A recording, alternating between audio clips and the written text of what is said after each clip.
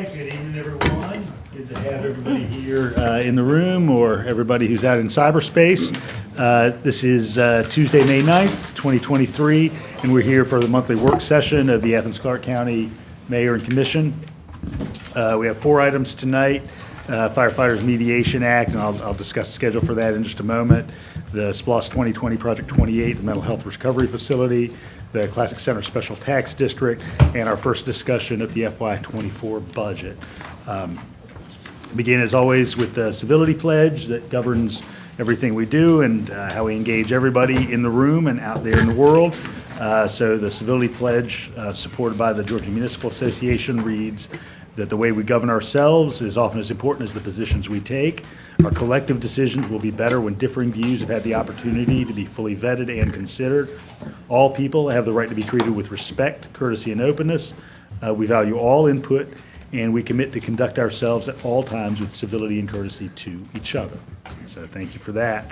All right, for discussion of the Firefighters Mediation Act and associated work, we're going to have 20 minutes for the initial presentation, up to 20 minutes for any questions following that, 20 minutes for a presentation from staff and management, and then up to 20 minutes for any questions involving that too. And I believe Jeff has set up the laptop, so just want folks from IAFF to step right up, and we'll make sure that we get all the bells and whistles ticking here. Good evening. Good evening. My name is Walter Dix. I am the IAFF 12th District Vice President, and in my role I represent firefighters from North Carolina, South Carolina, Georgia, Florida, Puerto Rico, and the Caribbean islands. Just a little quick background on myself. I'm a career firefighter, retired from Broward County, Florida, in the Fort Lauderdale area. I served 37 years there, retired as a captain from one of our ladder companies. During my career, I've been involved in the labor movement with firefighters, with professional firefighters, EMTs, and paramedics for over 40 years now. And I personally negotiated hundreds of collective bargaining agreements. And so one of my responsibilities is to work with all of the local firefighters throughout my region and to provide them education and support. And we're here tonight to talk to you about adopting Title 25, which is otherwise known as the Firefighters Mediation Act. So this is a little bit about the IAFF, and I wanted to give you a little brief overview of the resources that our association brings to all of our firefighters and all of our partner communities that we work with.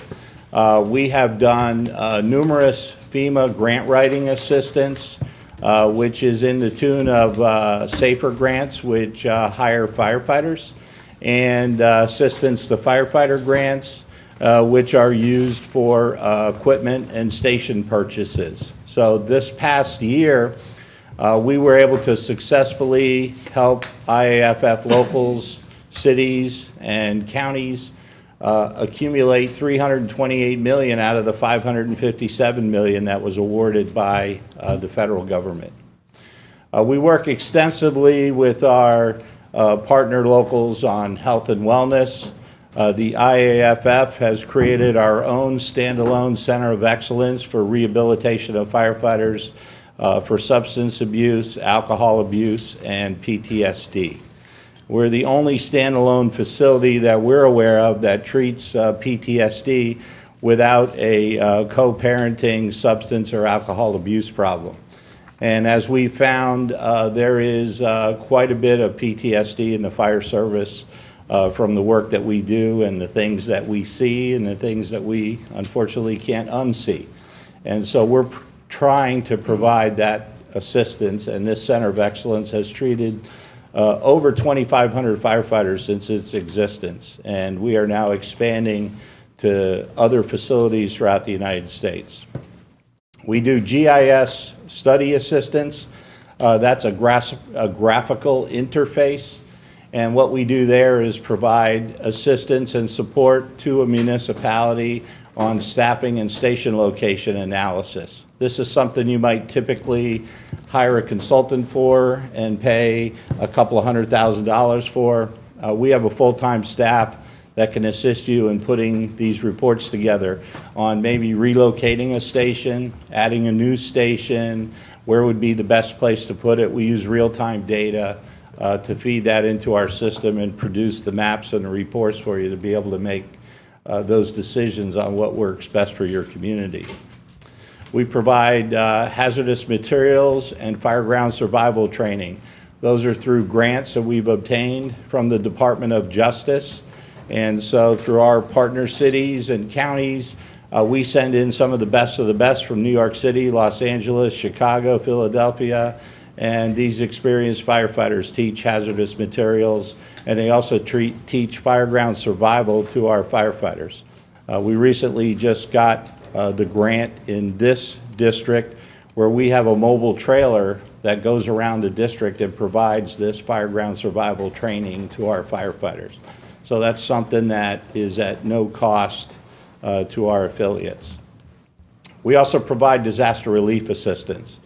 And being from Florida, I have quite a bit of experience dealing with hurricanes and disasters. And I know that you've had your share here come through this state.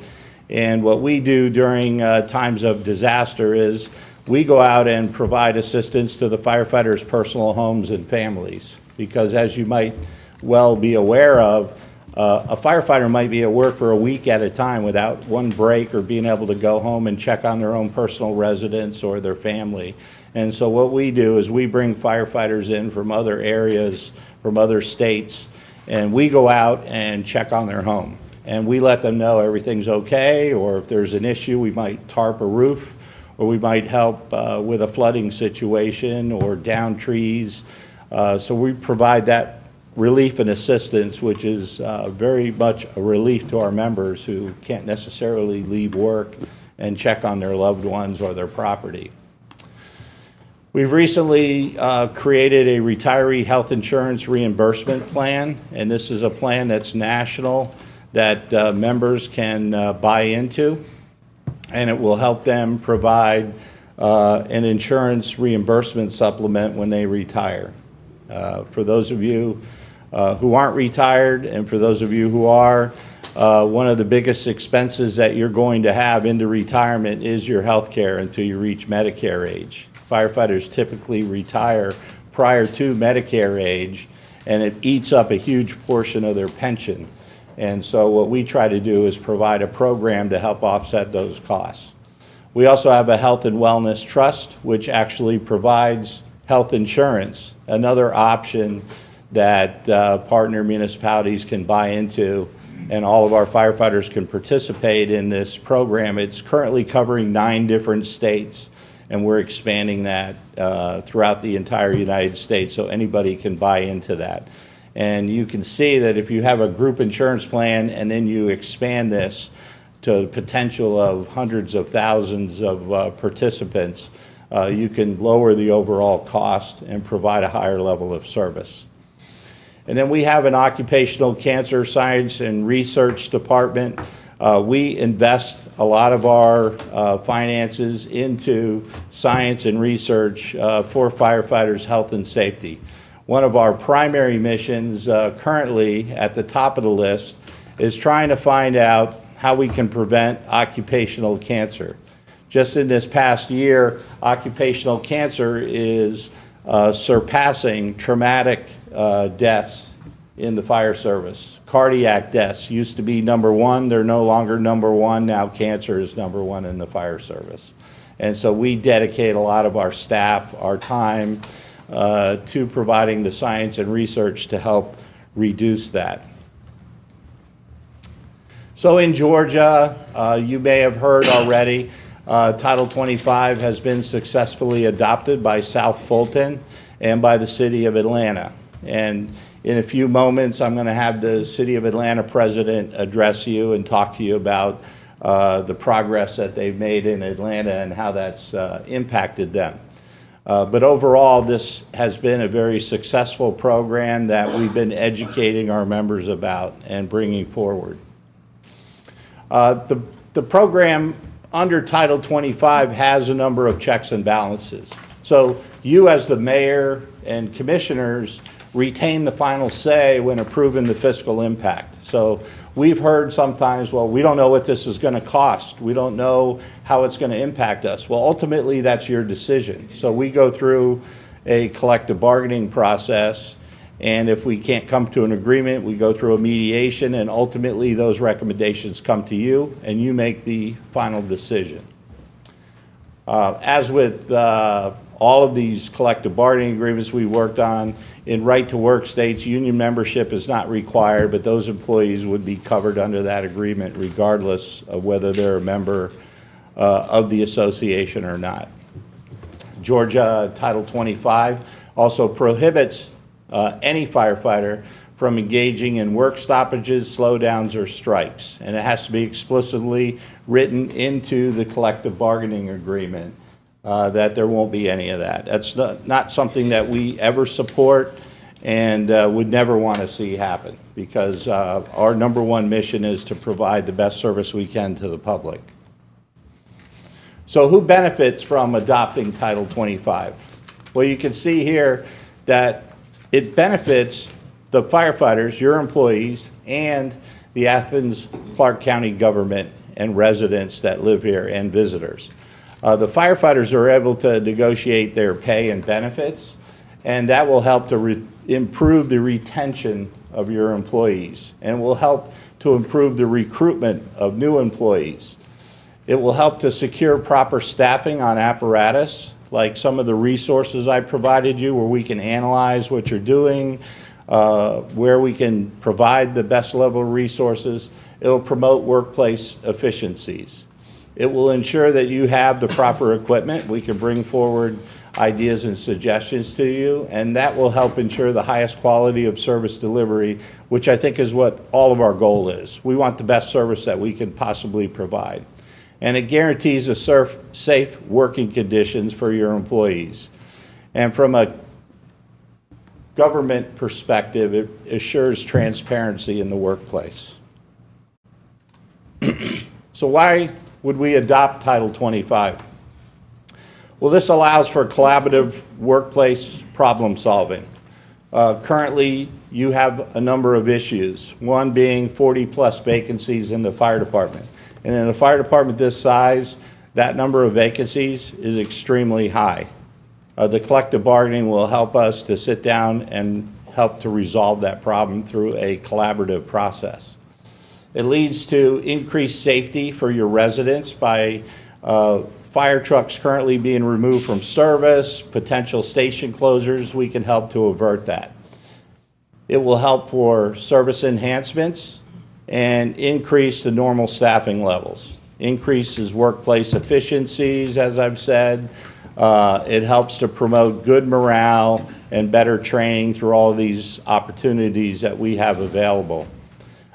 Recruits, retains, and engages employees in the process. You have an issue at times, I'm told, with recruitment, retention, and diversity. And we have a number of diversity programs through our own Human Relations Committee. We have a dozen firefighters, professionals from all over the country who are elected by our members who represent a diverse workforce of all ethnicities, religions, sex, color, and they participate in providing education throughout all of our departments. So with that, I would like to bring up our president of Atlanta and let him go through his brief presentation. And I'll be here to answer questions at the end.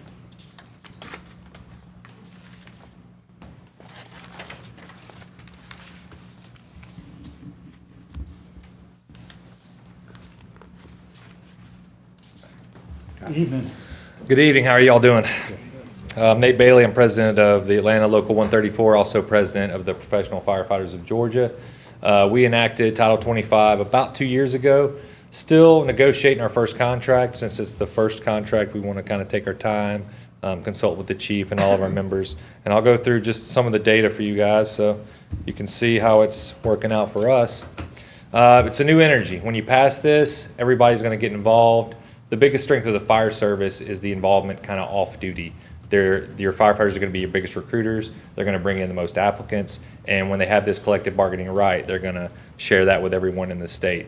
You all will start probably pulling firefighters from other municipalities, even if you want to do a lateral class. That way you can save on training and costs.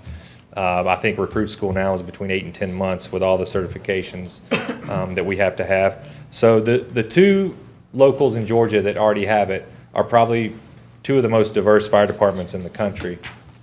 Atlanta Fire is 70% minority female or identifies with the LGBTQ community. And that's only increasing, and it's increasing because we're able to do further outreach. We've actually partnered with the fire chief and the mayor's office to team up with social media campaigning. It isn't like when I started where you saw ad in the newspaper. I mean, everything today is social media driven, and that's how we're trying to drive in more applicants to the fire department. This is something really cool we started about a year ago. Our fire chief loves this. When we have high performers in Atlanta Public Schools that finish early, we can put them through EMT school and go ahead and introduce them into the fire service. That way it cuts down on recruit school, because that's one of our biggest costs of any fire department right now in the state of Georgia. Is the advanced EMT portion is the longest portion of our recruit school. So we can go ahead and get them into the fire service, introduce them to a trade, and then they're already familiar with the job when they graduate. And we've saved time on recruit school because they can go right into fire school and we can have them out in the station in about 3 months. So this is one of the biggest, if you take anything from my presentation, it would be this one. We had a situation right when we got Title 25 with vacancy rates. I'm always a forever optimist and very passive, but I had to call the mayor on a Saturday and I said, hey, need some help, and because we have Title 25, we got everyone together, we got finance together, the chief, and the mayor said, I got this amount of money. What do you think we can put it to have the biggest impact? And we voted on where to put the money, and we drove it to our between 3 and 7 year members, the ones that were leaving, cycling out. And that's pretty much constant across the state of Georgia. It isn't, I told them I'm a 20-year captain, I'm not leaving. Basically, I'm married to the city, but the newer firefighters just kind of dating the city until, they find something better out there. And we were able to drive that money to them, and it made a huge impact. Not only that, they saw the entire negotiation process, and they saw that, okay, we really have a voice here. The mayor and the city council are really, taking this serious, and they're setting up meetings and discussions, and it had a huge impact. So before, we had 24.9%, so a lot of our staffing was done by overtime, and, we'll always work if you ask us. We don't want to leave a truck or a station not staffed, but it was getting to the point where we had a lot of people working 48, so we had to make the call and say, hey, we need to go ahead and have a meeting. So after that, it's now 14.9%, and we're seeing a huge applicant pool because we're spreading the word, and we've partnered with the mayor's office, because if the two aren't really talking to each other, they may think one thing's going to attract candidates, but no one, and I mean no one's going to know who's going to attract candidates better than the firefighters. And we're the biggest recruitment tool that any city or county will have. So they, especially with, millennials and now Gen Z that are getting into the workforce, they want to have a voice and they want to be heard. And as a union president, I get calls all the time, and I just have to, you got to listen to them, you got to let them vent, and when it's all over, they feel great. And that leads to better retention and better recruitment. So Can I just ask, what's the timeline for that drop in 10%? About 1 year. 1 year. Actually, this time last year is kind of when we made the phone call to the chief and the mayor's office, and they said, well, we have a allotted money like cost of living, and if they would have split it up, it would have been great because everybody wants a raise, right? But if we can drive it to the younger members that were leaving, then we had the bigger impact. And that's what we did last year.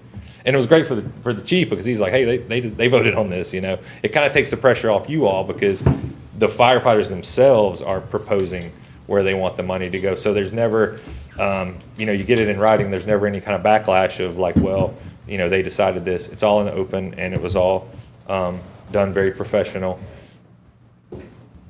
So every, if I can get this to work here, there we go. So all employees can have agreements. In Atlanta, we spent about a year and a half to get Mediation Act passed, and one of the other employee groups already has a memorandum of understanding. So we're still working on our contract because the fire service is complex, and we have a lot of internal policies that we're working on with the fire chief to change. But they ran with it. You know, the mayor's office said, we'll do Mediation Act for the firefighters. We'll model other contracts after it with the timeline, the meet and confer, and all associations can have an MOU. But they said you got to earn it. So they had to bring, it isn't just like, hey, we want a memorandum. They had to bring some proposals to the table of what they could bring to the city. And a lot of it centers around recruitment. Pace, who got the MOU in Atlanta, they're doing a great job with recruitment. So how much will it cost? That's always, you know, a big question when this comes up. And it's really up to the government. I mean, whatever the budget allows, whatever you guys put aside, then you would negotiate with the firefighters. The best thing about this is you take care of us during good years and have those conversations. We know, you know, budgets and you know, the fiscal of the county government is going to go up and down. There's going to be recessions. There's going to be good times. So if you have these conversations during the good times, the employees are going to stick with you during the bad times. In past mayors in Atlanta, that was the problem, is there was no communication, and then a bad time would hit, and then they would say, oh, we want you, please don't leave us. You know, so at least if you can have that conversation and have a true process for collective bargaining, it builds loyalty. Like the fire service is all about loyalty. You know, we're loyal to our chief. We're now loyal to our new mayor and our council members. And they know that because they call on us for many things, because we know constituent services for the commissioners. We now know how many phone calls you all receive as well. So we can help out in that regard also. So this is when a few of our council members who were kind of like, you know, it was kind of new, but we showed them what they could have in the contract as well, because it's y'all's contract also. So the community youth mentor programs, how much is that going to cost if y'all did that in Athens-Clarke? How much would it cost you? $0. In our contract, we have to volunteer and we have to do a mentor program. CPR and first aid classes, we're going to work it out where if it's on shift and we have staffing, we'll do it. If not, we'll have to at least commit to a certain amount of classes. In Atlanta, we have 15 council members. So our goal is going to be one class per council district per year to do CPR and first aid. And that's all data driven. In lower income communities, the likelihood of surviving a cardiac arrest is extremely low compared to higher income communities. So we're going to try to get into those communities and make those bonds before someone calls 911, because a lot of times they say the first time we see y'all is when, you know, it's an emergency. So if we can get in there, they can see our faces, they can get used to the job, and we can build those relationships. And we're teaching them a skill that will help them save lives as well. Scheduled senior health checks. We have a couple of council members in Atlanta that have a high volume senior community. And this is, you know, for us, it's an hour. We go out, we take our equipment, blood pressure checks, blood sugar checks. Again, how much is it going to cost? If we can do it on duty, we will. But you all put it in the contract, regardless of staffing, the association is going to have to commit to 5, 7, you know, health checks per year. And it's a contract, so it's a legal document. So you can hold the association accountable as well. So this is something, I've been the state president for 3 years. My first 2 years were really calling Walt and asking him, you know, what exactly am I supposed to be doing? Because I was new to this. But we really dialed it in this last year. And we wrote Senate Bill 153. And that would, for you all, if you want to do an ordinance, you can put an ordinance in place here. And since it's a combined government, you guys would get the biggest benefit. It would be 2% for any city, and then a county could attach a 1%. But for a consolidated government, you could pass an ordinance that would put 3% on any tickets sold. I think we said Sanford would have been about 1 to 2 million.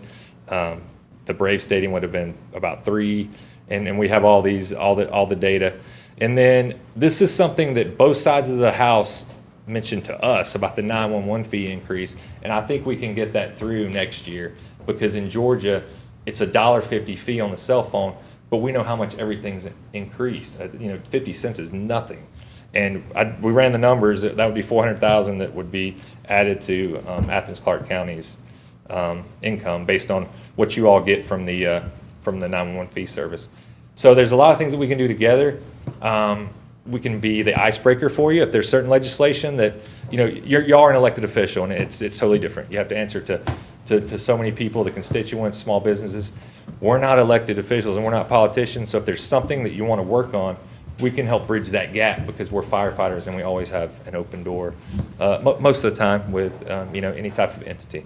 Mr. Bailey, we want to move to questions. Oh yeah, I'm sorry. So we've got. Okay, and this is the last one. So you never gain more rights under bad leadership. It's a good leader that grants you a voice and gives you the right to collectively bargain. This was actually said by a council member when we were doing our committee meetings about this. So your firefighters will be the example that others will follow. If you're nervous about any other organization or what's this going to do as far as putting a strain on the budget, pass Title 25, give us the chance to kind of sit and talk with you all, and we'll be the example that other associations will follow. Thank Right. you, I Thank you. appreciate it. Any questions for Mr. Bailey or Mr. Diggs? Dexter. Thank you for your presentation. Absolutely. On the grant writing, who writes those grants? And is there a cost for the city or the government to have any cost in those grant writing? Who writes those grants? So we don't write the grants for the cities, but we review them and provide input and support. We do know that you can hire a grant writer to write your grant, and then you can write that cost into the grant and be reimbursed for it. But we've been extremely successful in reviewing grants written by municipalities and counties and then providing input to them on what they need to say to pass it. And then you mentioned the GIS. What about that cost? No cost to you. We cover that cost. So if you're requesting that we do a station analysis for you, we'll get it done. It takes us somewhere around 6 to 8 months to get it done with all the proper data, but there's absolutely no cost to you whatsoever. Thank you. Melissa. Yeah, you talk about kind of acting as a third-party mediating entity. We're a community that has this large outside entity in a university. How could the union provide some communication between the local government and the university? And because we are responsible for defending. Right, and the best thing we can do is start the conversation. Like in Georgia, fire fee assessments are already legal. There's a bunch of cities that already do it. Pooler does it. There's a few other cities in Georgia. I think Chatham County, Savannah, they do a fire fee assessment. The benefit of a fire fee assessment is you can lower the millage rate for all the other residents because the fire fee, a fire doesn't care if you're nonprofit, doesn't care what type of assessments you have. It's a fee that goes to all buildings, all structures, and you can do that based on square footage. But we can be kind of the icebreaker for that. We can bring that up to these entities. We have a few in Atlanta that we're talking to now, either fire fee or an operating agreement. Like University of Florida has an operating agreement with Gainesville. University of Alabama has an operating agreement, I believe, with the state and Tuscaloosa. So there's cities all over the country because y'all provide a huge service to the university. I mean, that's a lot of resources if there's an incident there. And we can start the conversation, and then that's where the mayor and commissioners would have to come in and negotiate something. But at least we can kind of start the conversation to be kind of the icebreaker for you all. So that's where we can do that on any type of Can move to Kayla subject. Myers. Yep. Okay. I have a couple of questions here. One is in South Fulton and Atlanta, have either of those unions gone to mediation, used a mediator in the process? I mean, you say that it's your first time. I'm Right. not sure how many years South Fulton has had that. South Fulton's had it, I believe, for 3 years, and they have not went to mediation. Okay. What other states in the Southeast recognize firefighters unions? So we have a majority of states in the country that do, specifically in the Southeast. Virginia. We also have Kentucky, and Florida has had it in their constitution since the 1970s. Okay. Okay, moving on from that, does the union have a position statement on the increased EMT role that firefighters are playing in communities and commitment to that? We advocate cross-training firefighters at a basic level of EMT and an advanced level of paramedic. And we have found that a fire-based EMS system with firefighter paramedics and firefighter EMTs is the most efficient and effective service that you can provide out there. And that's my background, where I come from in South Florida. Everybody has to be a firefighter paramedic today, and it provides the highest level of service. Two more questions there. What kind of process do you help locals implement for the kind of vote that's necessary by the Firefighters Mediation Act? The process for getting 50%. Do you have some protocols that are laid out in how that process happens? I'm not sure I understand the question when you say getting to 50%. Well, the You mean firefighter- after an agreement? Or No, the Firefighters Mediation Act says that 50%. Oh, to be of- recognized. To be recognized. Is Right. there what kind of process support is there for the local? So we educate the local leadership, we educate the members to the benefits, and then the members choose whether or not they want to join the association and whether or not they want the association to represent them. Yeah, and I basically actually just meant the voting process. Oh, okay. Well, that voting process would be done by secret ballot. Okay. And then the final one is, you talk about diversity, but here in Athens, it's the firefighter. I know that all of our county departments are very interested in diversifying their staff and such, but our fire department in particular there are some black and brown firefighters and women, but there aren't a whole lot.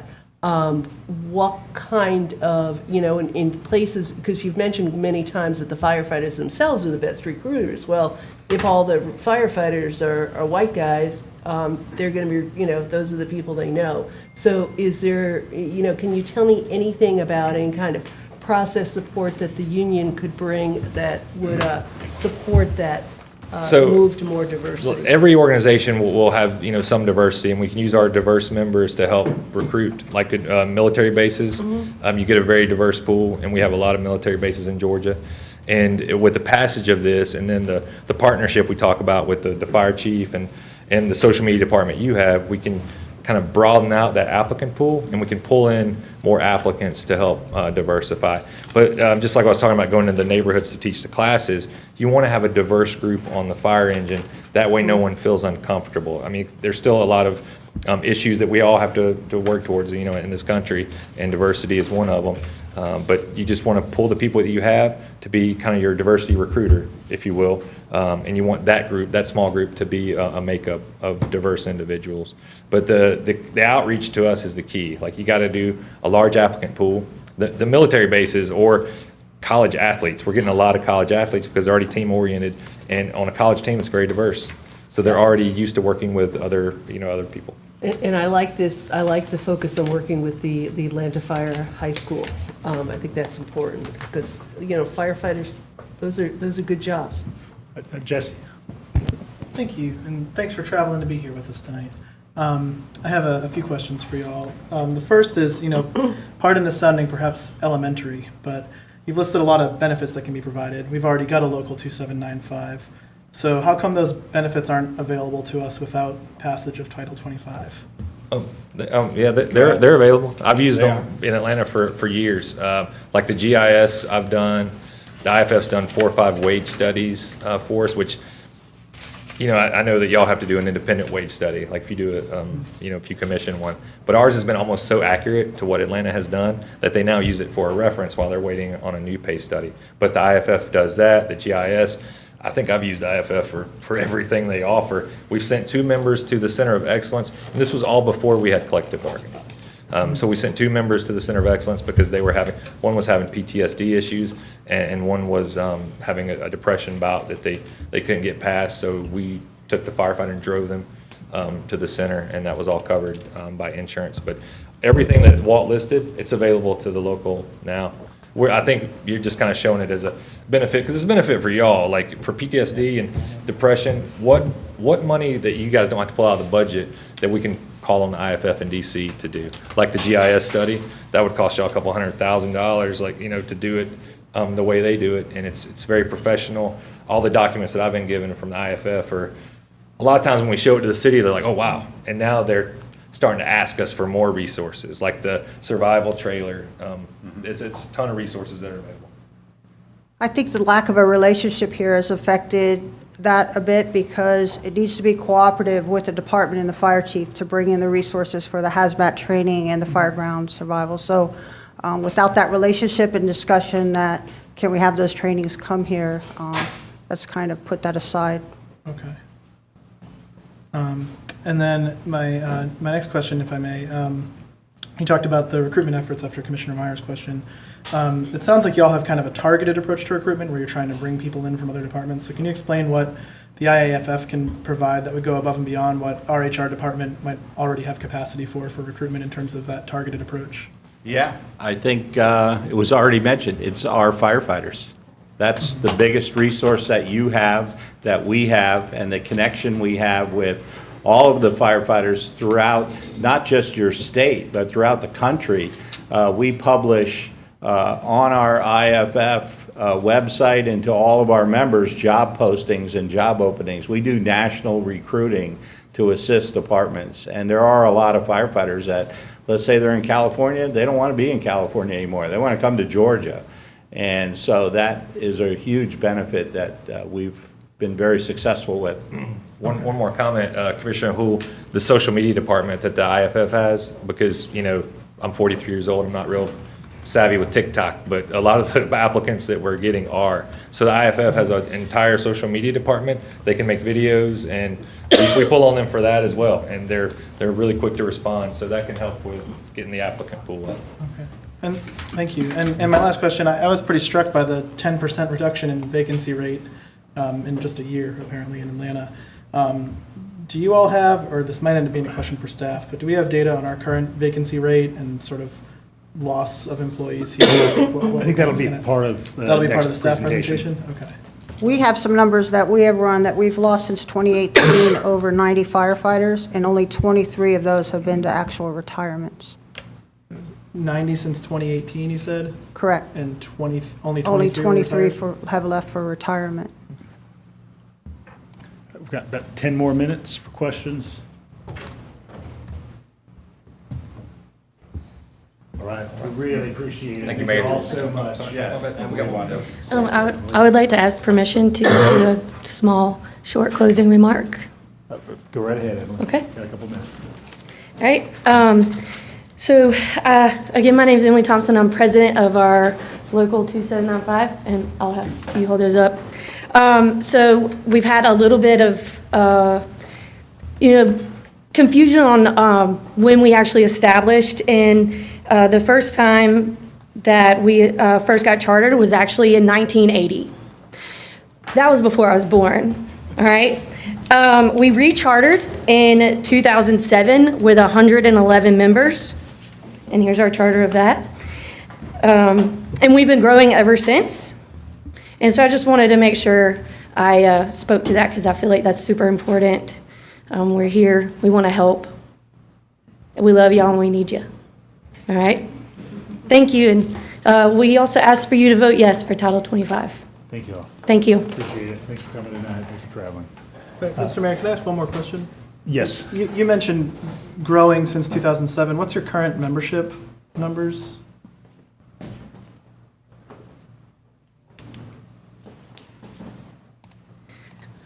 Since we've started down this endeavor, we keep growing every day.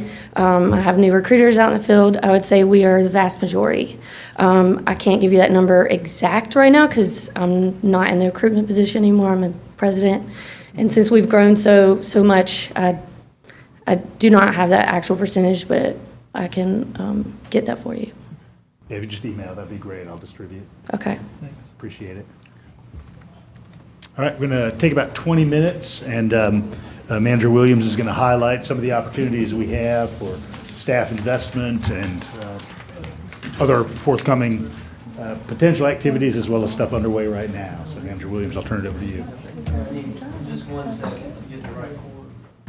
The transition between the two. Are we good? Would you like me to do this, sir?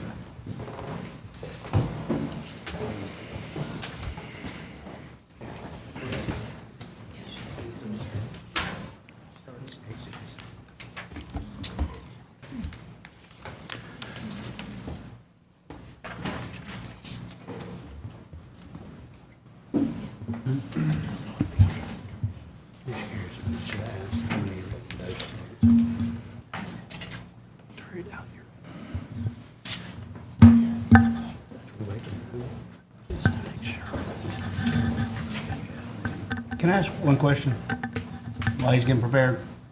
Yeah, John? So y'all mentioned Virginia, Kentucky, and Florida were the other states. How many fire departments or municipalities do y'all have in those? Because that's one of the things we're having trouble with. There's only 2 in the state of Georgia. And we're just curious what the other states are doing. Well, I would say that I've only been the vice president here representing this state for the last 6 years, and have begun the research into your Mediation Act and education of your firefighters in this state. And so that's what I attribute to only having 2. For the other states, Virginia is rather new, so that only recently adopted, and we already have a half a dozen municipalities that have adopted it.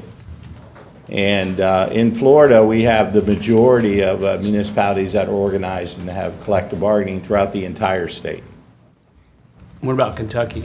Kentucky, I don't have those numbers, but it has I think Lexington was our first, and they're beginning to expand as well. But I can get you those numbers. Thank you. Appreciate it. All right, Blaine, plugged in? Thank you. Good evening, everyone.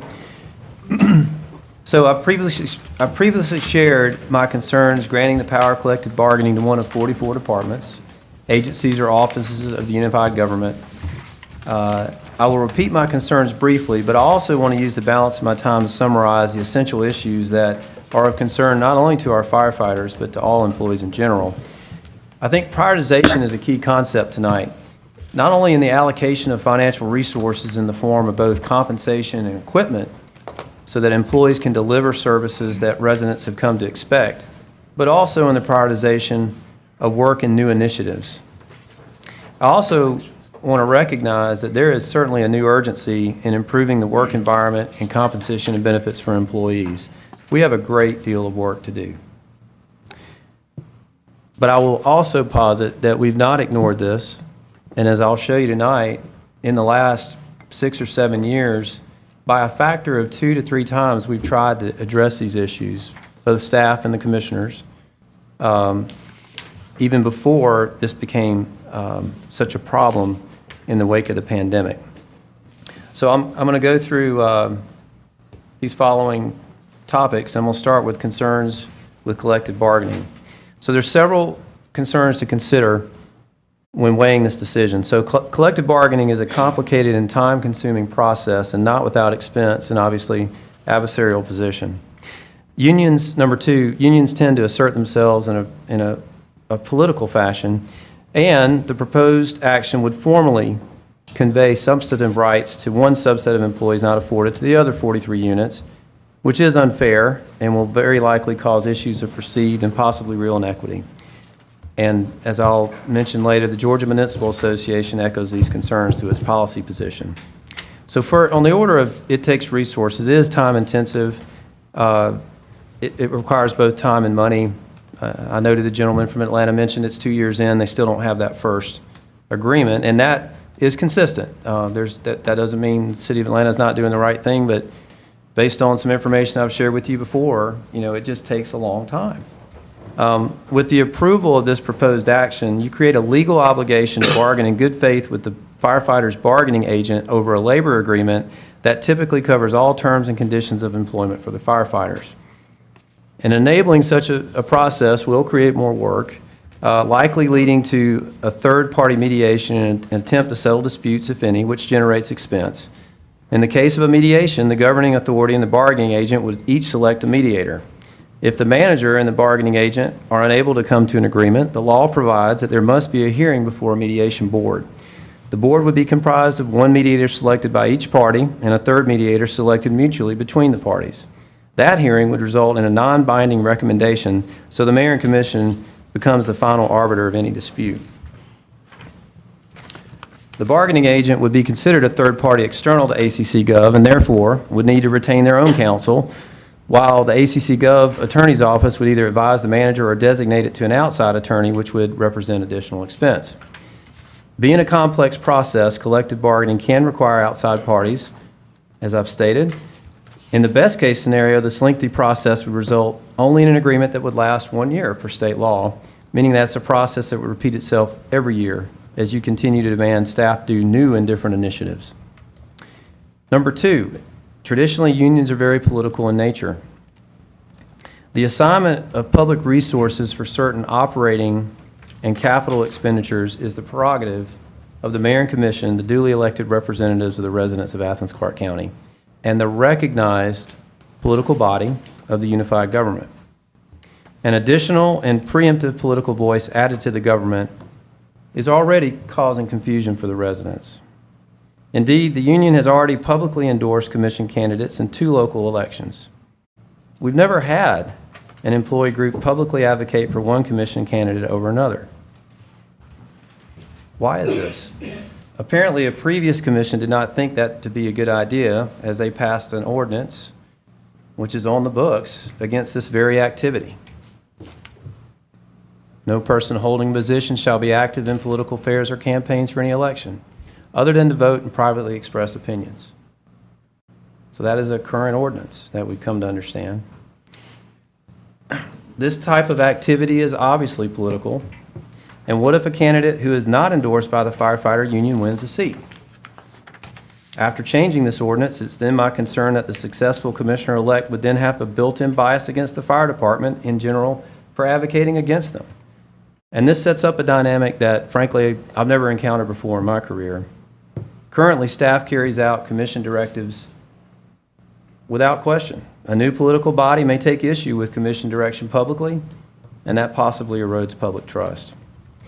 We've enjoyed a substantial amount of time without an economic downturn, and financial resources are by nature finite, and the cyclical nature of the economy can make financial resources acutely limited. We've been blessed here in Athens-Clarke County, let's face that. Over the last 5 or 6 years, the tax digest has grown and grown. But in approving this resolution, the commission would be creating another special constituency to which this commission and future commissions will be delegating their authority of prioritization. And that might prove difficult in hard economic times. The political nature of the proposed collective bargaining process and traditional union tactics create an entirely new dynamic for the structure of the unified government. And finally, it's not fair to others. The legal action to grant firefighters a right to collectively bargain creates a special recognition of a subset of employees that provides them leverage unavailable to other employees in the unified government. And that's 43 other agencies to negotiate their work conditions, even if they're encouraged to organize as the resolution indicates. The Georgia Municipal Association recognizes this and opposes collective bargaining and the granting of, quote, extraordinary rights for one class of municipal employee, end quote, as part of their 2023 legislative policies. Of over 700 local governments in Georgia, both counties and cities, only 2 local governments, as has been pointed out, have enacted this provision of state law, the City of Atlanta and the City of South Fulton. And as is publicized, these are very highly politicized jurisdictions that have challenges that face highly politicized governments. Finite resources constitutes a zero-sum game. Any additional dollar the bargaining agent negotiates for its members, one less dollar available for the rest of the employees. Would this or a future commission feel compelled to enhance benefits for all employees for the sake of parity? If the mayor and commission is ready to commit to above-market pay for all employees, I would support that. That would be most certainly well received. But it's also very expensive as you try and seek to fund other initiatives that are important to you, your priorities as the duly elected representatives. you know, and hearing from the firefighters, while there is agreement on many issues, I did witness where a union supporter and a firefighter disagreed about who should speak for whom. And I am not here to represent that that's what's going on in the fire department at all. But it does speak to, does a small group speak for everyone, or do people have their own voice? So I want to move on to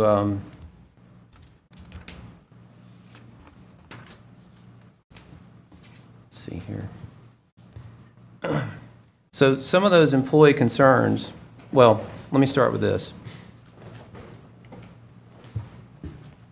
Across the nation, both public and private sectors are reeling from a lack of workers while workloads continue to increase. This is not unique to local government in general, this government specifically, or the fire department, and I'm sure for those of y'all that went to ACCG, you heard similar concerns across the state. Are there things that can be done to help moderate this? Yes. Do they involve prioritization of resources? Yes. Do they involve being cognizant of the workload and prioritizing accordingly? Yes. And all those things are within your power now.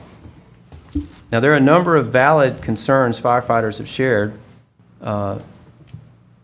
which include and are not limited to all of these things. And they also have good ideas on how to address some of these things. And I totally agree with the speakers tonight. They are our best recruiters. There's no doubt about it. And they'll tell you that themselves. I would also say that pay issues, insurance issues, pension issues, overtime issues, staffing concerns, recruitment and retention, all of those things are concerns of all employees. And all of those things need to be addressed. And even in conversations, money can only go so far. And even folks said to me, well, you got pay, benefits, and pension. We know you can't do all three, maybe do two, you know, and that's called prioritization. And that's what we look to y'all for. And later on, I have some specific recommendations for you. Just because this is just a factual slide, because there were some questions about the number of applications received. I think certainly the fire department, like any other of our other departments, are lacking quality applicants. That's certainly an issue. So with respect to employer attrition trends, I've got a number of departments here, and the scale is the same for all. That was important that we're not trying to game any of the visuals here. This is the current, this is from since going back 7 years. What the orange is the general employee attrition rate, and the blue is the department in question, in this case fire. And to be sure, as of July 22, moving towards the end of this year, they hit a peak in the last 7 years. This is police, and what's interesting about these slides, y'all, is that there has been a crisis, if you will, in attrition in virtually all of our public safety agencies. They've occurred at different times. Police was back in January 19. The sheriff, of course, was, about a year ago, and there were some things done there. Corrections is, we're here to talk about the fire department tonight, but you need to be concerned about corrections too. And I just want to say that. Public Works had a 28% spike, and I'm telling y'all, we don't have enough people to staff our crews on streets and drainage. And so work orders are going to back up there. Public Utilities is up at 22%. Transit is at 20%. Solid Waste, they're doing good, doing better than the average. Central Services is beating the average here too. Leisure Services is right there as well. Animal Services has had some spikes here that they're trying to overcome as well. And of course, we talked about the district attorney here of late. So I thought this would be helpful because this was a point that I think should be made on behalf of the firefighters and really all employees, that we've had this struggling attrition that you've seen, but then we've had lots of additional calls. The police is not quite as variable as the fire department. So the yellow is the attrition, and then the red is the call volume. You can see the challenges that Animal Services has with their attrition. And then on the fire, so you'll note from the first attrition slide I show you that this year is not far from the peak that was several years ago, but the difference is the increase in call volume. That's the real difference. And over the last 10 years, that has increased by 300%, okay? And what's driving that, if you'll see, are the medical calls. So as we become more involved with EMS, that's driving the call volume, and folks are frankly worn out. So with the total employee count,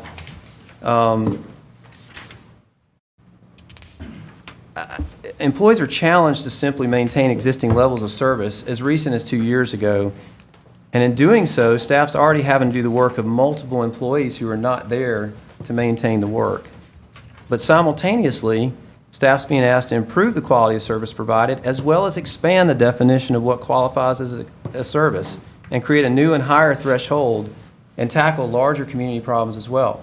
So what I'm showing you here, this is all our employees, and now we're 17, 20%, somewhere in there. So with 4/5 of our workforce, here's some things that we've taken on in the last few years.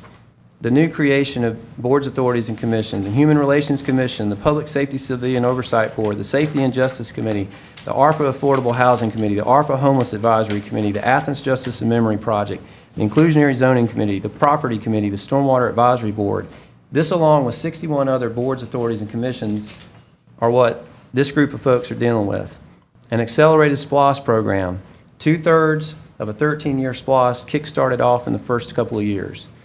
T-SPLOST 2023 process, completing legacy projects that have been around for over 10 years, such as Clayton Street, the Firefly Trail Bridge, the Oconee Hills Cemetery segment. And once those are complete, y'all, that's new infrastructure for these staff to maintain. The courts are still reeling from the COVID backlogs. Not one TAD, but 6 of them, and the creation and the mall TAD, very accelerated and complicated, including the creation of at least one advisory committee for each. I didn't mention that earlier. The East Athens TAD's coming next. Partnering with outside entities on building projects. Our staff has a role to play in the successful conclusion of these projects. Every one of these agreements and projects are resource constrained, complicated. Most of them require multiple MOUs, which you have weighed in on. The Food Bank, Athens Neighborhood Health Center, Advantage Behavioral, the Classic City Arena, the North Downtown Transformation Project, the Youth Development Facility in concert with the Land Trust, the East Side Library with the Library Board.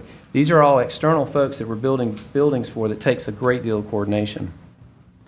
With ARPA, and we had our retreat last Thursday, tackling really most all of the community's most stickiest problems. And, that also involves, helping nonprofits with little experience handle these multi-million-dollar contracts, and 2, and possibly a 3rd, comprehensive community-driven strategic planning processes. Reopening the AHA community centers, finding an operator to run that program, nonprofit capacity building, adding opportunity zones, and I'm not even going to go through another single-space list of other projects for time. And I would say you can only redline a high-performance car for a certain time before the parts start to wear out, and that's sort of what you're hearing. This is all employees. For the firefighters, 300% in call volume. And homeless is driving a good bit of this for all our departments. Police, fire, solid waste, central services. This is all new stuff, y'all, over the current service delivery that staff is having to deal with. And so a low-cost method of helping with this is to just, and I agree with what has been said about let's focus on what we do and let's make it better. Let's focus on what we do and make it better. With response to compensation and benefits, this is just a breakdown for your information. It's often been said, well, 70% of what we do goes straight to people. And for FY23, it was 65%. And so I said earlier, over the last 10 years, or over the last 5 years, 6 years or so, you have approved over $22 million for our employees. And the previous 8 years before that, it was only $14 million. So there has been a stated and documented commitment to trying to improve compensation and classification.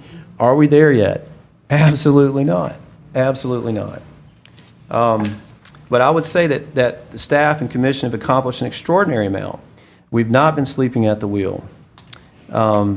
So you can read this. I won't read it to you, but there's been 2 pay studies. So previously, Before 2018, it had been at least 23 years before a pay study was done. In the last 5, we've done 2, okay?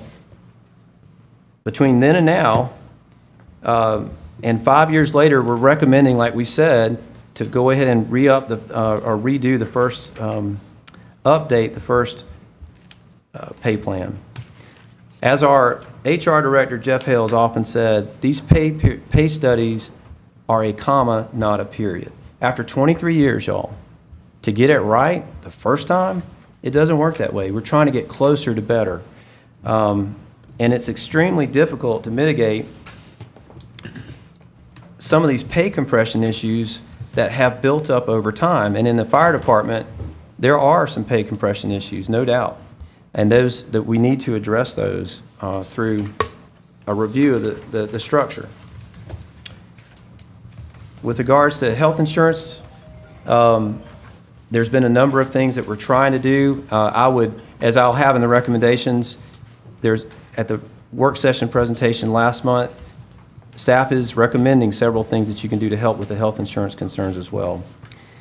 I do want to take a second, without a doubt, to say that firefighters are an extremely dangerous profession. They're exposed to many hazards, and this can and does take a toll on their bodies and their health. And there is more to be done for sure. But just for everyone's context, I want you to know that we've always felt this way. That's not a convenient thing that I'm standing up here and saying that tonight. There's a number of things that we have done that you have approved in the past 3 years, more than we've ever done for firefighter safety. And I'm not telling you that to say, hey, look at us, pat us on the back, we're good, because we can't stop. We have to continue to improve that. But I do want to correct the record to say that we are concerned about our firefighters, and there's been a number of things that we've done here. And one of the I think, a very easy and low-cost proposal that will help bring peace of mind, hopefully, to our firefighters is a one-test cancer screening at the physicals. And I didn't come up with that. They did. That was a great idea that they had, and I think that that's certainly not the only thing that we should do. But I will tell you that, and this is another slide here that you can see from in terms of years when things actually happened, okay? The top is more about the safety, the bottom is fire stations, which was added to that. We need to continue to find ways to mitigate any potential health concerns of our firefighters. I know that in the last meeting on this topic, there was a lot said about fire equipment and not having what we need. We did have a couple of opportunities. We weren't totally funded for the public safety vehicle replacement project. About half of that, a little less than half. The fire department equipment project, a little more than half for that. And the American Rescue Act funds, the commission did approve about 14% of the ARPA funds for employee premium pay, and that was greatly appreciated. But there are no dollars that have been committed out of $57 million for any of the fire apparatus.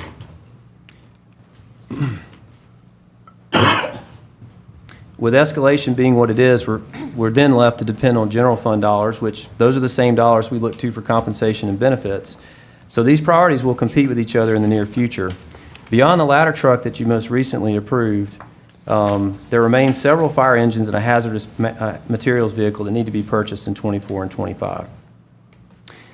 Now, I do want to point out, again, in the last few years, we've spent $6 million versus $1 million in the previous 6 or 7 year period. And this is how our future looks, is that we've got a day of reckoning coming that we need to address. And I would urge y'all to consider that in the upcoming budget proposal. This is another thing you can see here. Over time, the red is not good, and there's a lot of it in the near future, and that's what we're going to need to deal with. Here are some additional slides just on the status of the various engines, and you can look at that, and where our ladder trucks are as well. So what I would tell you is we've done a lot in terms of equipment and fire apparatus. We've been paying attention, and y'all, they are expensive. That ladder truck that you had to approve the extra $400,000 for was a $2.3 million vehicle, and we got multiple ones. With employee engagement initiatives, I just want you to know that this is important, and this is not like be happy with this. This is what we're doing now, and we need to continue to do more. But we do have employee voice on these leadership teams with regards to core values. I shared an employee recognition ceremony with you yesterday that lends itself to this. And they will populate these 4 committees to help us address these issues with our employees. We do have an employee survey that has been in the works for months. It's about to go out, and it asks very pointed questions about what they're happy about, what they're concerned about. We are totally on board with workforce development and recruitment being our biggest issue. We told Harvard that. They gave us a fellow for 2 years to help us work on that. The barbecue Q&A is where we're going to have lunch. We've been talking about that ever since Assistant Manager Justin Johnson was here and then COVID hit. We're going to dust that off and get that going where myself or the assistant managers are having lunch with employees to hear what their concerns are. And we have some other new initiatives as well. So as far as recommendations, I want to give you some general recommendations that we need to work on and then some specific budget recommendations. And so what I would ask that you consider is don't create a new political entity, another group that we need to take time to administer and is political. I would prioritize resources in terms of both funds and new initiatives and think about how many folks we don't have and how to get the work done and how to keep our current service delivery intact. There's already some discussions between the joint comp and compensation and pension boards on needs of today's workforce. And then improvements to overtime policies, particularly in public safety. There is some federal law that governs that, but we have some latitude there, and I think based on what I've heard, that we really need to explore that because it's creating some contrary outcomes, if you will. So, and this is good timing with you about to enter budget deliberations. So in the mayor's budget right now is a pay plan study update for unified governments. And I think we do need to revisit the fire department structures based on their rank and the issues that they're seeing. The health clinic, I think, would be a real plus. I know we've heard that it's net neutral, perhaps, in cost, maybe saving a little money over time. But I think that would be widely embraced, quite frankly. We talked about at the last meeting we did a benchmark study of other local jurisdictions and that we require our employees to pay more than these benchmark jurisdictions. And to rectify that cost about $2.6 million. In the mayor's budget and remember, we're on a July to June budget year and our health insurance plan is calendar year, so that's only a 6-month $415,000. It's really $800,000 a year, which gets us to $2.6 million to fix it. And that's in today's dollars. I mean, if we wait a couple of years, when we first proposed this, y'all, we did not know the digest was going to produce extra funds. So I say that now. An additional $1.8 million in '24, $1.2 million in '25 over what's already in the mayor's budget, so that we can replace these hazmat trucks and engines that need to be done. And then just consider augmenting the raise for employees and correspondingly elevate those pay table floors, which makes us more competitive. So the choice of how to allocate resources ultimately rests with y'all, must be balanced on what resources are available, the workload of folks, and I commit to working with all of our employees on a better place, making this an employer of choice. Thank you. All right. Well, I take 20 minutes for any questions that folks have. Dexter. Manager Williams, can you go back to the recruitment from the application pool?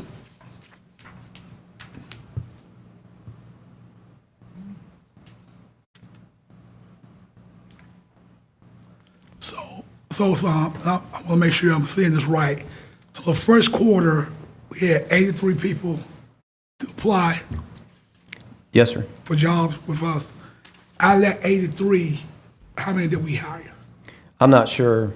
I'd have to find that out.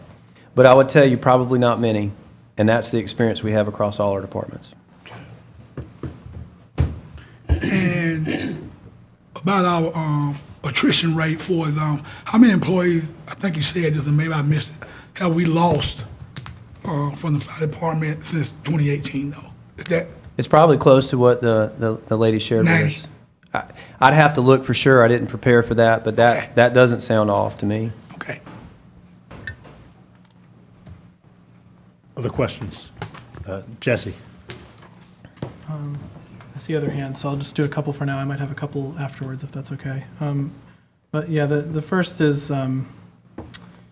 we've heard a lot about, some people have, well, we've heard a lot about the lack of communication between the manager's office or between the upper levels of leadership and the union. It seems like a lot of that presentation was full of things that we're kind of missing out on today due to that policy of not having communication. So could you clarify why there isn't communication currently, and if the manager's office plans to change that moving forward, regardless of what happens with Title 25?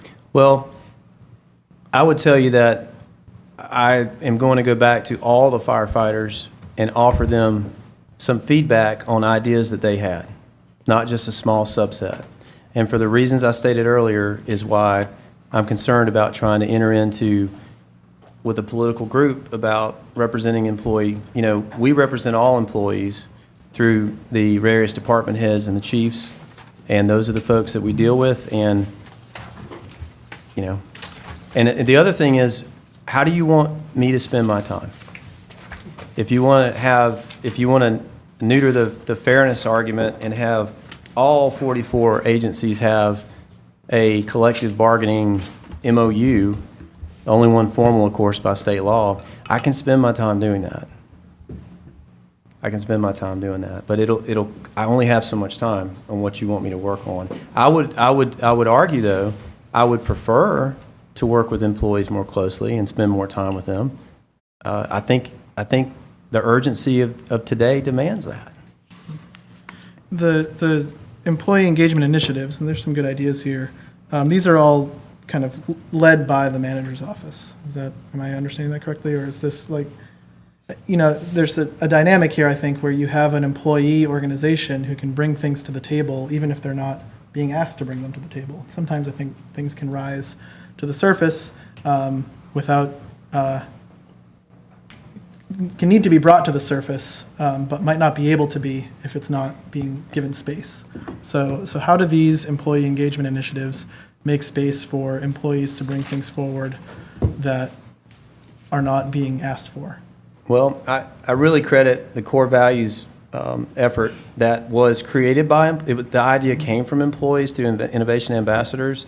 And while it was led by Assistant Manager Edwards and others, it was informed by employees, and the implementation team was comprised of employees, and the 4 committees that I mentioned will be comprised of employees as well. The survey that we're going to undertake, I hope it shows us exactly what they're feeling, and then we're going to have to come up with solutions or how we respond to that, how we get them to communicate along those lines. Okay. I guess just to clarify, and then I see some other hands, so I'll save the other stuff for the end if no one else gets to it. But am I hearing from you pretty plainly that some of the opportunities that are being presented to us that the IAFF could be offering are just non-starter? Like, that conversation's not going to happen because the manager's office views that as in conversation with only a subset of the fire department rather than the whole of staff? Well, for the reasons that I've stated before, I don't want to create a new political entity within an employee group, which is in keeping with the ordinance that's currently on the books. Okay. Yeah, I guess, since you stated it again, I'll just, parting thought for now is I sort of take issue with characterizing any employee group as a political entity. I think giving employees the opportunity to have a seat at the table and be empowered in a conversation is not synonymous with being a political entity. But thanks. Well, I mean, some of the push polls that were advocated for, backing political candidates, Commissioner, this is political activity. I've got a couple more. John? In speaking with several firefighters, whether we feel like we're listening to them, perception is reality. They feel like they're not being heard. So how can we guarantee them that they're going to be heard? And, so that's one of the things they're concerned is a voice at the table. So if we need to be able to guarantee that to them, that they will have a voice at the table. Also, the pay structure. And I feel like that needs to be looked at. They made the change in 2018, and there's situations where people get transferred in and are paid higher than somebody here. I don't know all the details, but that's something, we need to be able to look at that, and analyze that, enhance that. And then the question about, this has come up in several conversations with firefighters, the gag order. So is that something, did it happen back in 2012, I think? Or is that not something on the books? Do you know about this gag order? I've not seen it in writing. I mean, I've heard about it like everybody else. But if I could answer your other, well, go ahead, yes. sir. No, go ahead. Answer, please. So well, let me finish with that one. So go ahead and. Well, I mean, apparently there is the perception that there's a gag order to prevent the union from speaking to the manager or some of the employees, firefighters speaking to the manager. Well, every employee can speak with me. Okay. Every employee. Again, and for the reasons I stated to Commissioner Houle, recognizing a political group is not, I'd rather just deal with the employees in general. And you ask, how can they be guaranteed? Again, I need your grace to work on these things. And I'm willing to throw it all into to the fire department. A few years ago, I threw it all into the police department. I think if you go back to January 19, you might remember some of the circumstances there. And I went to all the shifts and I listened to them and I made very hard and not publicly supported decisions to rectify things there. And do I take credit for that? No, but I dealt with the situation at the time. I'd love to go and meet with all of our employees on a routine basis and hear what they have to say. And if you would allow me to do that, I'll do that. It just comes at the expense of other priorities, and that's why I started down the road of priorities. I think, though, that our employees are our biggest priority and that we have to pay attention to what they're saying. And so, Commissioner, I commit to returning to the firefighters in the next 60 days, as I told them, with a response on what I think we can do and things that may take a little bit longer to do. John, you had the question about the nuances of the STEP plan as well. Oh, yes. Thank you, Mayor. Yes, and that, so the 2018 plan moved us from a 23-year-old plan to something new, and it actually created but previously to that, there was so much internal parity across the entire government. If we were going to change a firefighter thing, then we had to look at a water treatment operator, and that wasn't helpful. So now we have public safety pay plan and the unified plan, which is all the others. So that was a result of the 2018. All the chiefs, the sheriff at the time, came to me and said, look, we appreciate what you're doing, but we'd rather have a different structure, and that would be a step and grade plan. The step and grade plan, we tried to do one structure that had commonality across the various departments to some degree. And there were some that, based on a market approach, that the police, for instance, had been underpaid for some time. And I think that change has added to the attrition rate here of being fairly low, or lower than the general employee populace. But it created issues in other departments. And mind you, we implemented this just under 2 years ago. And the lateral transfer last year. So when you do a pay plan, it takes a second, right? But there's clearly some issues that the firefighters are concerned about, and rightfully so. And it could be due to the rank structure. I know that this issue of salary jumping that they are understandably upset about has a lot to do with some of the truncated pay ranges. And that's a structural thing. But I absolutely think we should evaluate that, just like when the sheriff got into a crisis, y'all wanted to revisit that. The DA has gotten into a crisis. It's not a great way to run a pay plan, but we are facing some crises. So going back and taking a look at that, I think, is worth doing. Carol. Yeah, first, I just want to thank the firefighters and the manager's office both for this discussion tonight, because it seems very civil and informative on both sides, so I appreciate that, and the questions from my colleagues.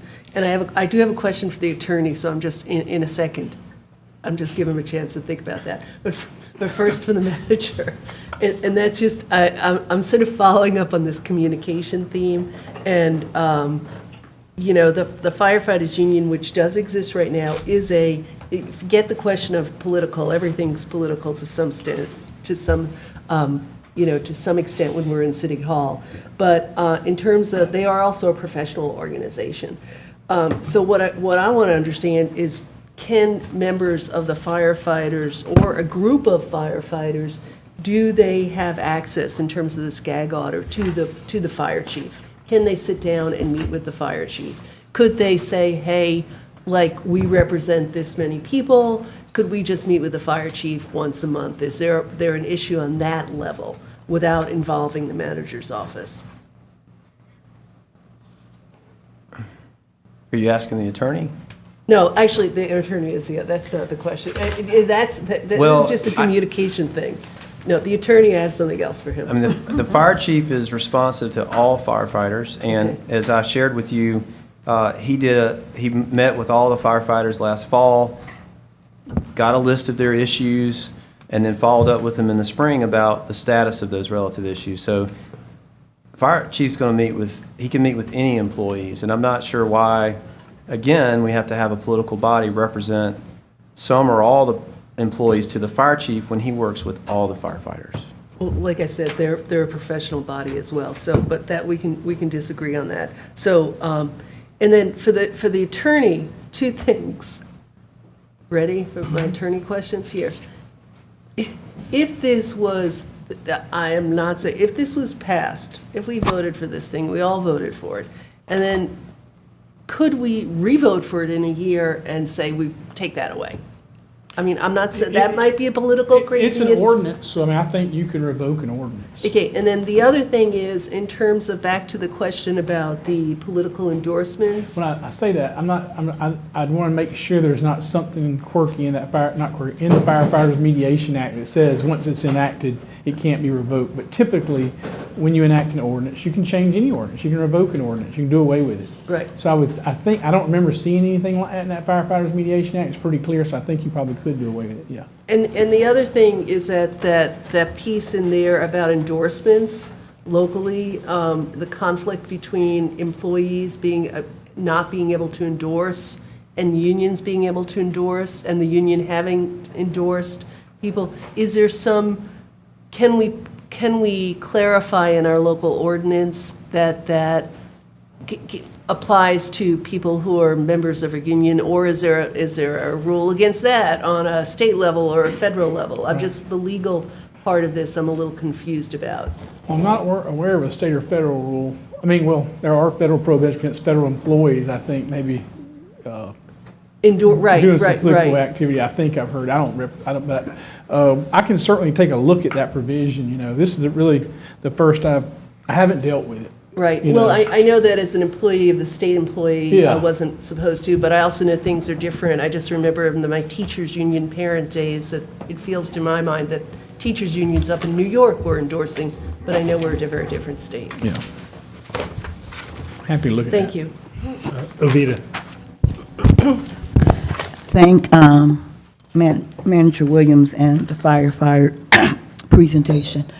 My question is directed to Chief Scarborough. Between what is being advocated by the firefighters and what Manager Blaine Williams has shared, how are you feeling about both presentations? Or do you feel anything at all? Well, for me, I'm not for or against the union. And I feel like I've got to stay objective in this. I'm for what makes our department better and our community safer. Okay. Melissa.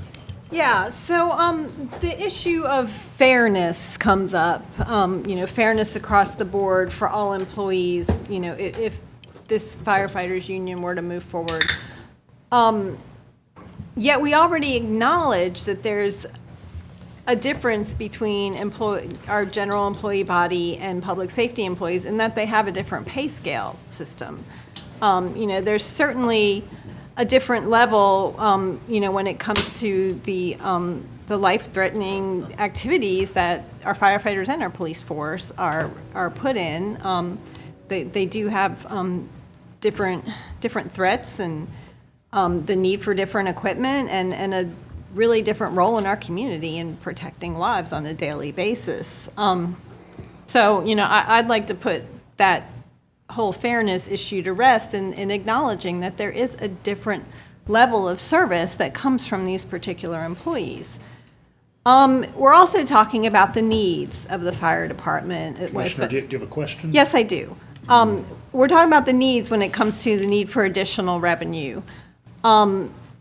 Yet we're not hearing that in this presentation, but this union has brought forth an opportunity for those revenues in things like those fire safety fee and service agreements, and the opportunity that the union could present in breaking the ice between this government and UGA. We have a university with a coliseum that's fallen in. What if that coliseum had fallen in on a graduation ceremony later this week? These are the folks that would be rescuing folks from that wreckage. So I'd like to know if we as a local government are willing to pursue those different revenues to meet the very real needs of this department and the safety needs of our community in general. Obviously, that's a political That's question. directed to the other commissioners, I Yeah, believe. I mean, have we County ever had commissioners. that discussion with UGA? Has it ever been brought up? Are you asking me? Yeah. I think I addressed this last time. Obviously, they've seen in the papers where statements have been made about fire fees and whatnot.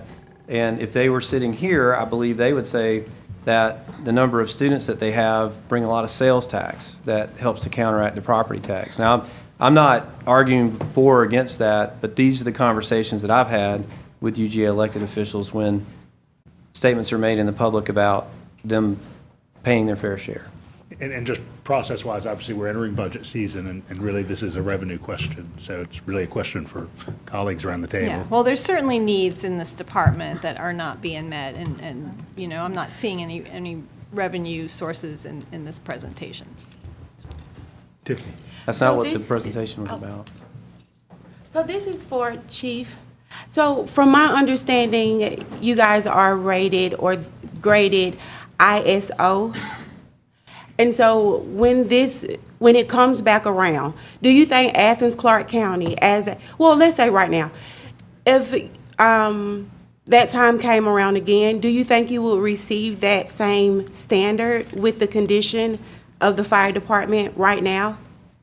Well, staffing is one of the grading components. They look at how many firefighters we put on emergency scenes.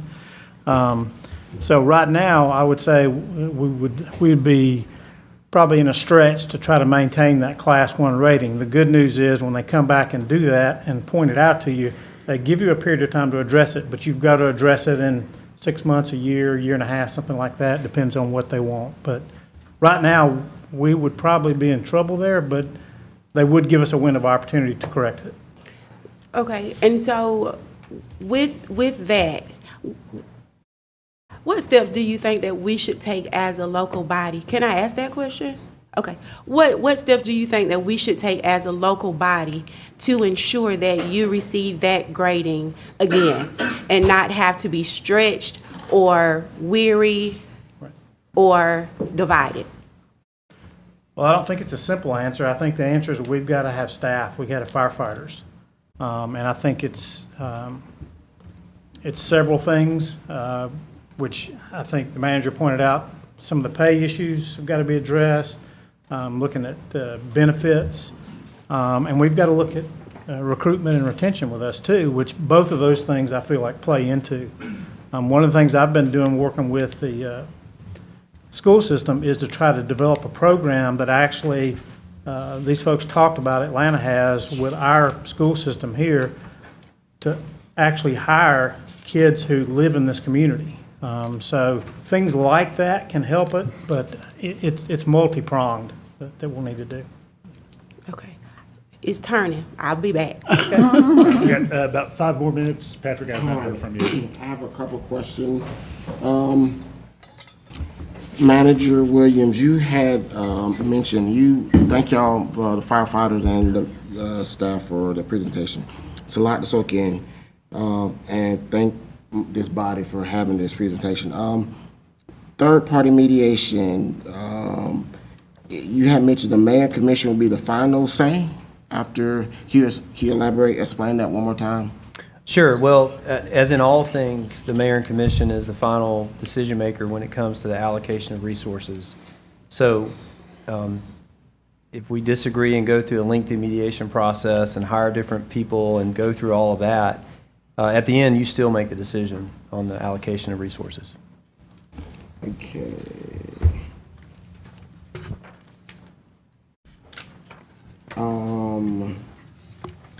To Chief Scarborough, how open is your door? I don't know why I wrote that. Like, do firefighters come to you daily? Do you have a process? Do you have to set up an appointment? Or? I don't really have a formal process. They come to headquarters. I go to the station sometimes. I've tried to be very accessible to them while balancing the workload I have to do, which is challenging. But there's no formal process they do to meet with me. If they've got concerns or questions, they can express them. Okay, thank you. John, did I see your hand again? Yeah. Yes, one more question. When they were talking about South Fulton and the city of Atlanta, did they have agreements already in place, or there was 2 years and they still don't have an agreement? Is that right? I believe the general process is that the ordinance is passed locally in concert with the state code, and then that begins that process, which it sounds like can take a couple of years. Okay. So if, in theory, we pass this, it could still take a couple of years for something, pay scale or whatever, to come into fruition versus us trying to adopt an employee engagement program and reevaluate the pay structure. Is that so? In theory, it could happen quicker if we did it ourselves versus trying to go through mediation. Is that correct? I don't know if we've got a basis for fully understanding that comparison. Well, you certainly don't have to wait on those things. That's for sure. Right. To move things forward.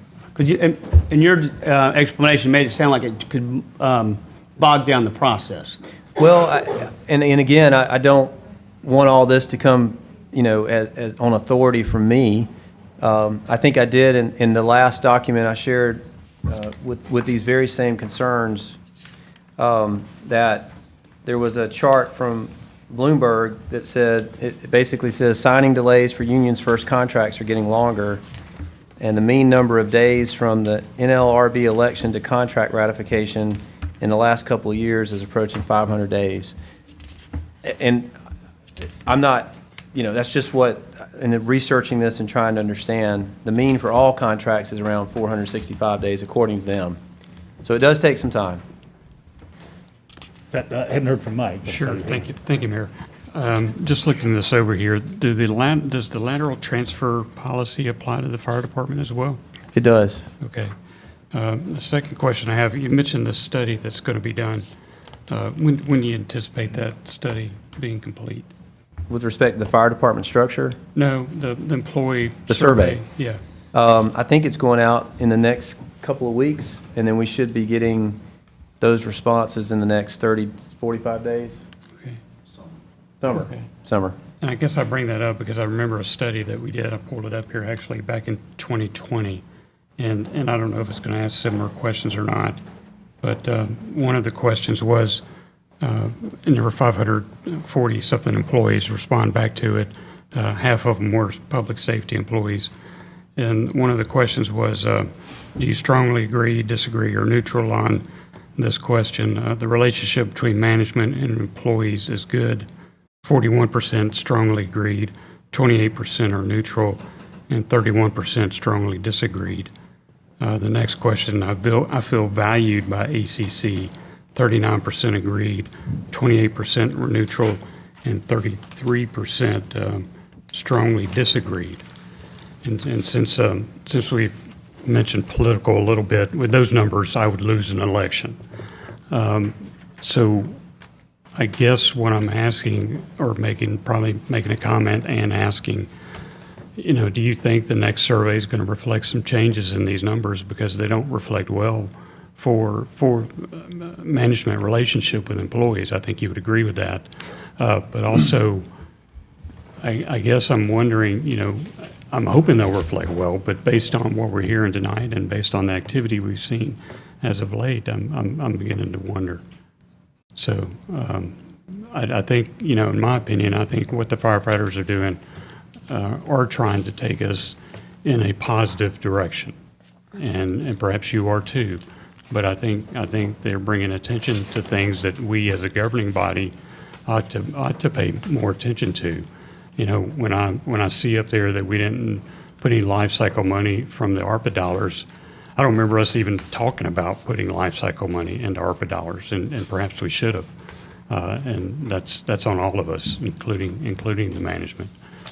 So I just, I think we all want things to get better, and in my mind, having a voice at the table and employees feeling like they can talk to us and engage us and tell us what it is they need is going to help the retention. It's going to help us identify things that we need to address, and not necessarily be filtered through. I know that's the manager's job is to do that, but I also have been through, and we'll talk about the budget tonight, a lot of budgets, and every time we see something for the firefighters, we do provide for that. But sometimes we don't,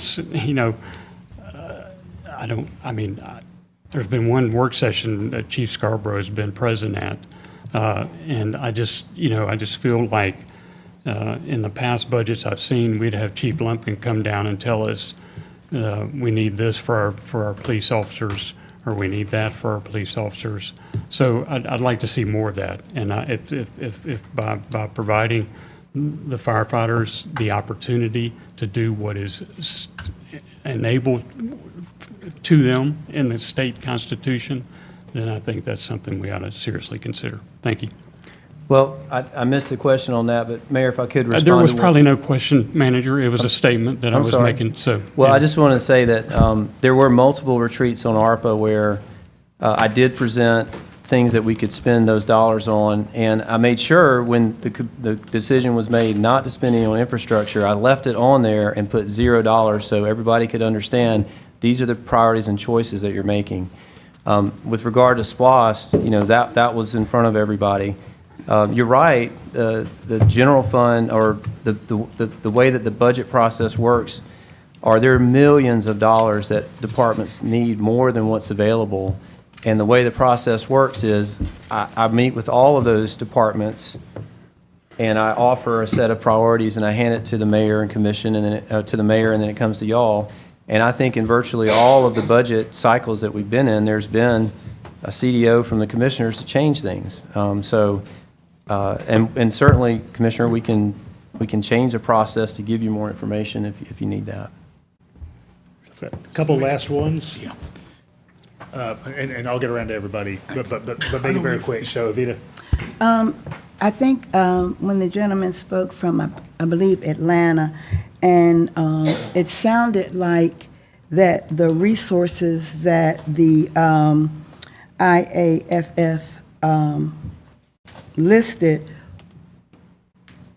were available even if there wasn't a union. And it sounds like you took advantage of those resources before you went to the adoption of Title 25.5. I'll go back to the December meeting when I didn't support the presentation because I didn't know all that I needed to know. It just came out of nowhere. So my thought now is, having dealt with them, it seems like you would be more comfortable because you had been working with them before you took the leap to Title 25. What do you think? Working with our council or? Yeah. Go ahead and jump the podium, that way they can see on the camera. Okay. We already had a good relationship built with our council and our fire chief, but we already had built that relationship. It wasn't written, so it was, they were comfortable with us, we were comfortable with them, and getting Title 25 was actually very easy for us. I actually called Walt about it, and he's like, you guys did it, fairly easy. We didn't have to spend a lot of money advertising it. We just said we want to continue this process. And the statement that hit home was, y'all aren't going to be here forever. The fire chief's not going to be here forever, the county manager and the mayor. And if you get someone else in place, they can shut things down, and that can decimate a fire department. So it's just a structured way of doing things. It's always on the books. That way you all always know what the employees are feeling and what their needs might be. So the resources listed here are available to this fires of Athens. Absolutely, but they have to have communication with the fire chief and Okay. you all to get the signatures to do all that. Okay, thank you. Move to Jesse, and then I've got last couple. Yeah, I'm going to try to move through these quick. I appreciate these charts. They echo some good information we got in the HR presentations, and I just want to understand this data well. So that's just showing the turnover rate of the positions that were full at the time, right? So if there's 200 positions in the budget, but only 150 of 200 had people working in them, then that would be 17% of 150, not 17% of 200. Is that right? I would assume that if 150 of 200 were filled, then that would be 75%, which would have a 25% attrition, if I do the math right. I guess what I'm trying to get at is if a position's been vacant the whole time, that's not part of that 17%, because that's 17% turnover, not 17% vacancy. Is that right? That's right. Okay. So I feel like what would be helpful, and I was actually going to bring this up during the budget presentation, but now it's here. I'd still like to know the vacancy data. I feel like the full story here to understand what's going on is not just turnover, but also vacancy, to kind of put those two together. And ideally, if possible, when we're looking at vacancy, how long have those positions been vacant would be helpful. I know some other commissioners have brought that up before as well.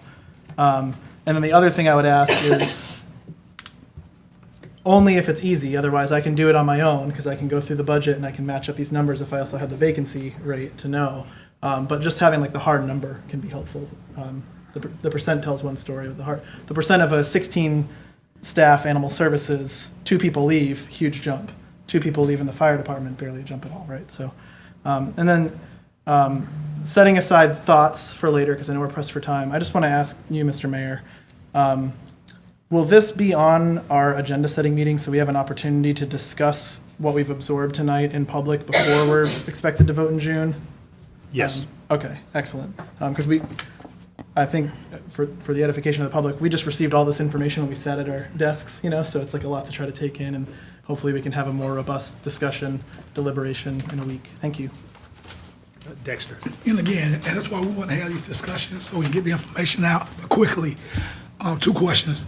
How do our fire department compare to other fire departments for its salary and attrition right now? How do we compare, if you had to guess? I'd be guessing if I did. Okay. I know anecdotally, firefighters have shared jurisdictions that the pay is better, the benefits is better, but I haven't verified that. I don't doubt it. 2 years ago, we did a market study. That was the last time we went back out to see what the comparative was. Of course, so it tracked with the market study, but it created some other issues with rank and whatnot that we're seeing today. Okay. And Chief, this is for you. Because of short staff, have we had to shut down any of our fire stations? We haven't had to close a station yet. We've had to shut apparatus down. Okay. And we're going to close it.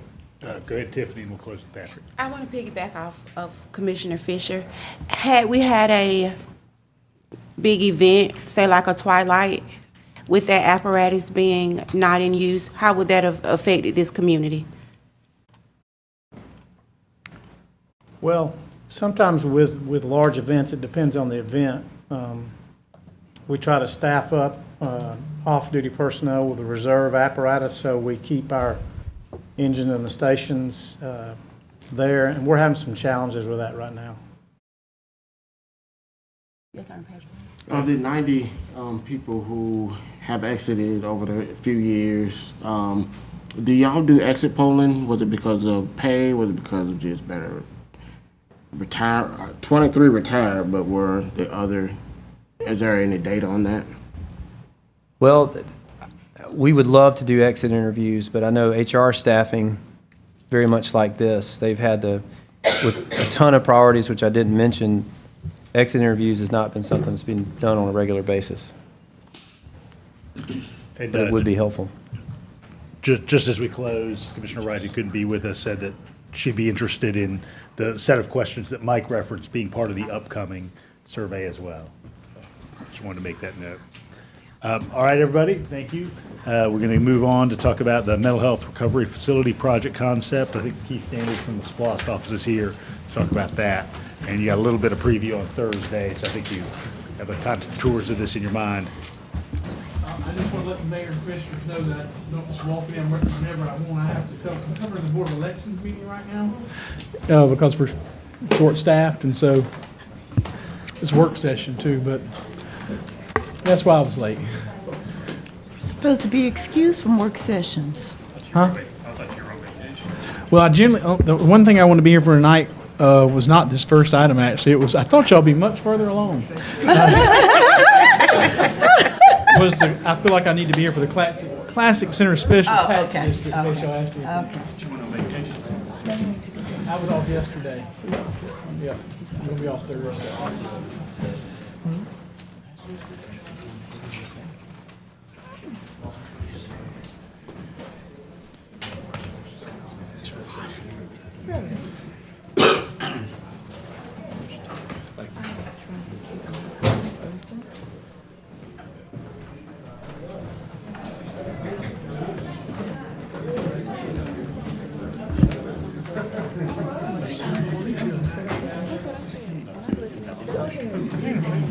No.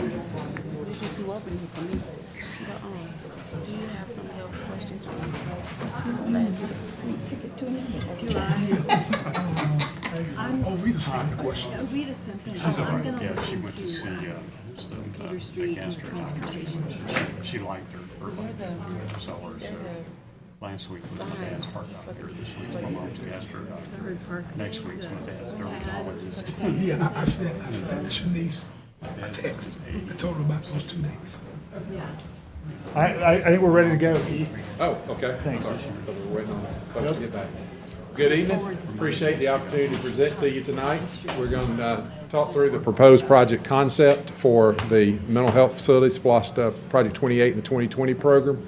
I know you have already been here a while. I'll try to go quickly and maintain our requested time limit. So you've had these slides, had a chance to read through them. I do think it's always good to call out who the folks that have developed this proposal for you. I'm in front of you, but this is the group of people that have been instrumental in providing the information you're going to hear tonight. Project statements, what was in the referendum, you've all had that. I won't reread that for you. And the history, there's a long history, multiple slides, but I'll just touch on a few points that I highlighted. What I emailed out didn't have the highlights, but these are just the key points. In 2018, this was first proposed, so keep in mind that proposal was 5 years ago. And the budget for it when it was submitted was $11.4 million. When it got approved for the referendum, it was $5.3 million was what was on the referendum, and our current budget is $5.2 when you take out program administration cost. Mayor and Commission voted back in March of last year on a CDO to use ARPA funds for multiple purposes, but one was this $4 million for behavioral health, which I think y'all talked about in maybe in a retreat this last week. In July, we organized with the user group. We've gone through architect selection and brought them on board. And I think Safety and Justice Committee issued a letter to you guys as part of their project support for use of that $4 million. And of course, the Advantage Behavioral has requested use of that $4 million, and we'll talk about that a little further down. So the meat of it, our proposed project concept, there's some narrative and there's some drawings. Most of this will hit on the drawing, so I'll just hit the real high points. We still are talking about a 60-bed facility. We know it's going to have to be multiple phases based on the budget. Remember, I told you they asked for 11.4 for that 60-bed facility. We got 5.3. We're talking about adding 4. We're still not quite back to the 11.4 that was the original estimate, which is oddly very similar to what the current estimate is for a full build-out. But what we're doing is we're doing it in multiple phases. Hopefully, if there's some money added to the project now, if Advantage Behavior is able to get some additional funding, we'll have it phased so that it can be built and get to that ultimate size facility. We've got it concept as the room apartment we'll look at could be configured for either single bed or 2 beds per bedroom. Each unit would have a full kitchen, 1 bathroom shared per bedroom. And parking, based on the facility's recommendation, Advantage Behavior would be about 1 spot for every 2 beds. They don't feel like that their residents that will be in the facility, that they'll need a parking spot for every resident. Many they envision would not be driving it that would come to this facility. And then with staff and visitors, we'd have about 57 total. In the must-have, a single elevator, and a single laundry facility. That's budget related. As we go through the next level into highly wanted and nice to haves, they would probably look to increase that laundry facility to 1 per floor, at least 1 per floor, maybe 2, depending on money. And then community rooms, as you can see, the other list of items here in the priority list that they would like to see in an ultimate build out. So let's move on to the drawings. We've got the site plan, and we'll talk about why there's half of it in green and half is not. So currently the facility is, they've got a mortgage on part of it for some of their past renovations that they've done, and in order to use the SPLOST funding on it, the money that we contribute has got to be on land that is not owned by the bank. So we're going to do a subdividing of the property, and the bank has already agreed to that. We've just got to come up with a layout that works and a site that once you divide it becomes 2 good pieces of property that could be, should Advantage ever leave the site and want to sell it, both individual pieces could be sold if needed. So budget-wise, we've got, well, let's talk for Mitchell Bridge. I think maybe everybody's familiar with where it is. Mitchell Bridge, Westchester Drive. The existing facility used to be school board at one point, used to be a hospital at one point. Currently has a drive that comes in and does a loop-de-loop and goes back out. For the number of vehicles and fire vehicles that would need to get back here, that doesn't really work. So we would take that out, reconfigure a drive. And for fire purposes, mostly, we would have a drive that would surround our proposed building layout. There's other designs that might be a little less expensive, but we've got to get fire vehicle access around the entire facility. And then we've got, as we show in here, some phased opportunities for part, and we'll talk a little more when we get to the floor plan.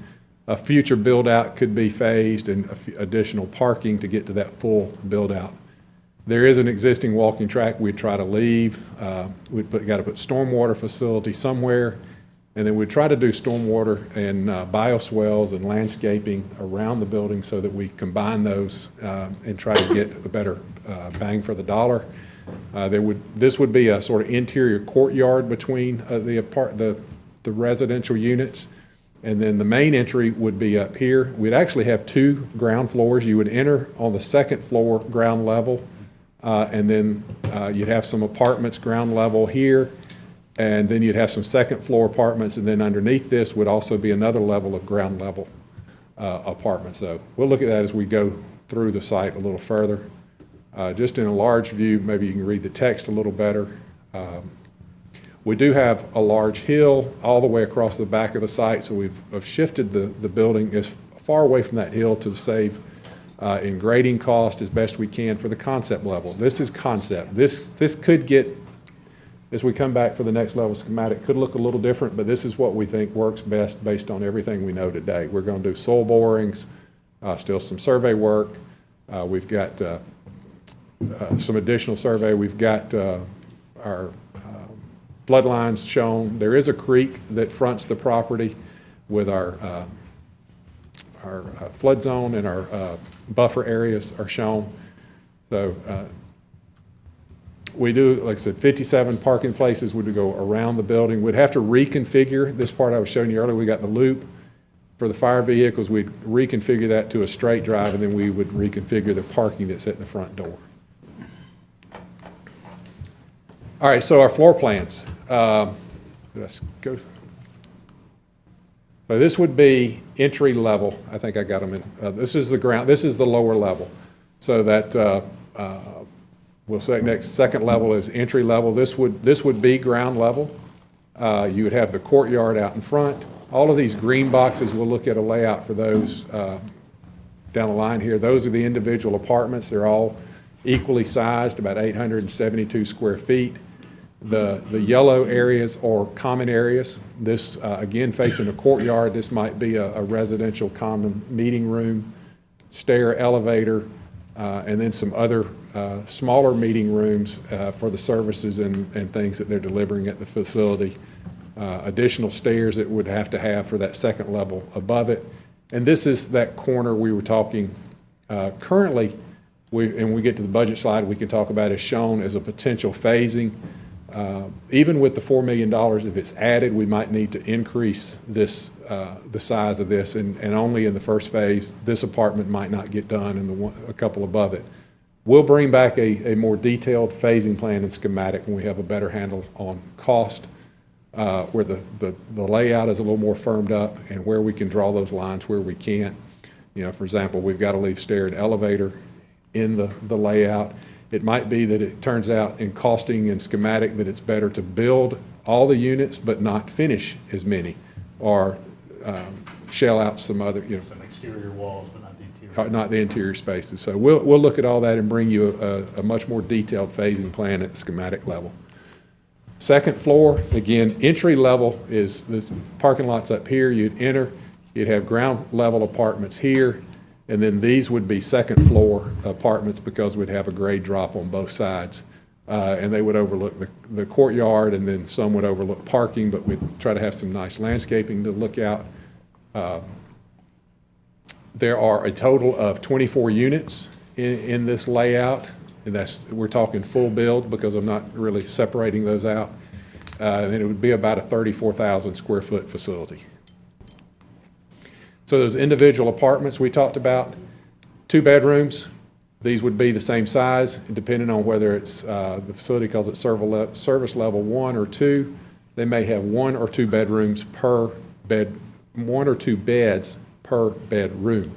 So it could be 4 residents in a unit or 2, depending on where they are in the process of their recovery. 1 bathroom per bedroom, so again, a bathroom could be per 1 or 2 people. You'd have a full kitchen, refrigerator, microwave. Those are the main ones. Dishwasher, no. No dishwasher. They get to learn to wash dishes. And again, as I emphasize, the goal is to get in and get out of this facility, not to make this a permanent home. So it's not going to have every nicety of a home, you might have in a high-end apartment if you're buying it, but it's going to have what you need to live in. It's going to have storage, mechanical, and then some interior circulation space. Budget, again, $5 million in SPLOST. The facility is asking, the Advantage Behavior is asking, Safety and Justice is recommended to you guys, and it's part of the agenda to recommend moving the $4 million into this project. Our expenses, as you see, itemized out for design, FF&E, every apartment's got to be furnished. Commissioning, testing, art, public art is part of the project. There's a location for that on the site plan as we showed. Still got a pretty good size number for contingency, but you see we're at $6.5 million available for construction.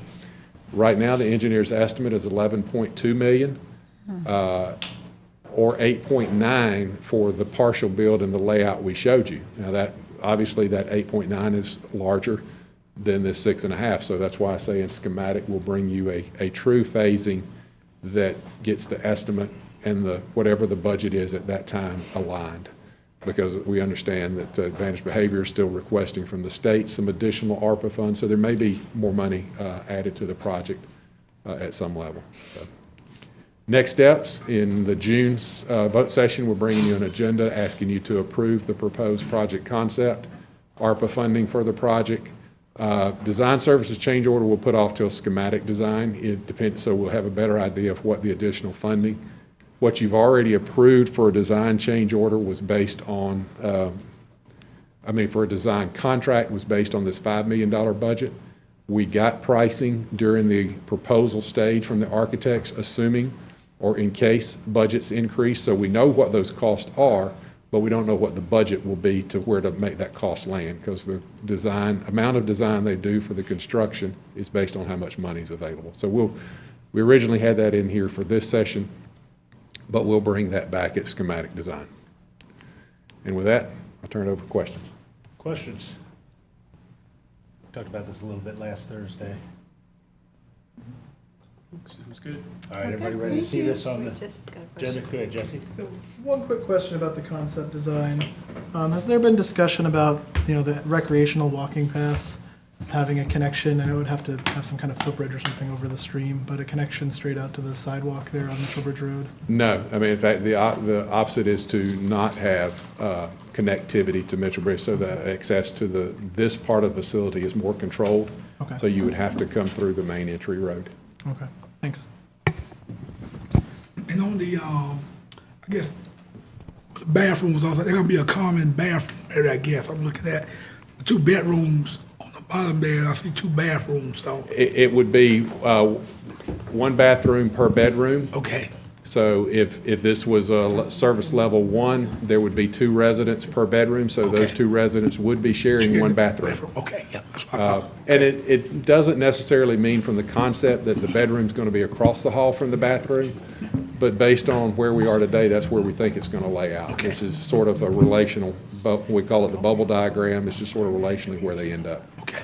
We don't think they're going to be connected to the bedroom and keep the footprint as compact as we need for cost. Okay, thank you. Thank you. Okay. Thanks a ton. You're welcome. Appreciate it. All right, we've got a short presentation from the Classic Center. I know we've discussed in concept the notion of a special tax district that would add 2 mills to a tight bit of geography immediately around the Classic Center. You might think of this as being somewhat parallel with the way that there's an extra mill in the downtown district broadly. So Classic Center Director Paul Kramer is going to talk a little bit about this. Probably just had it up.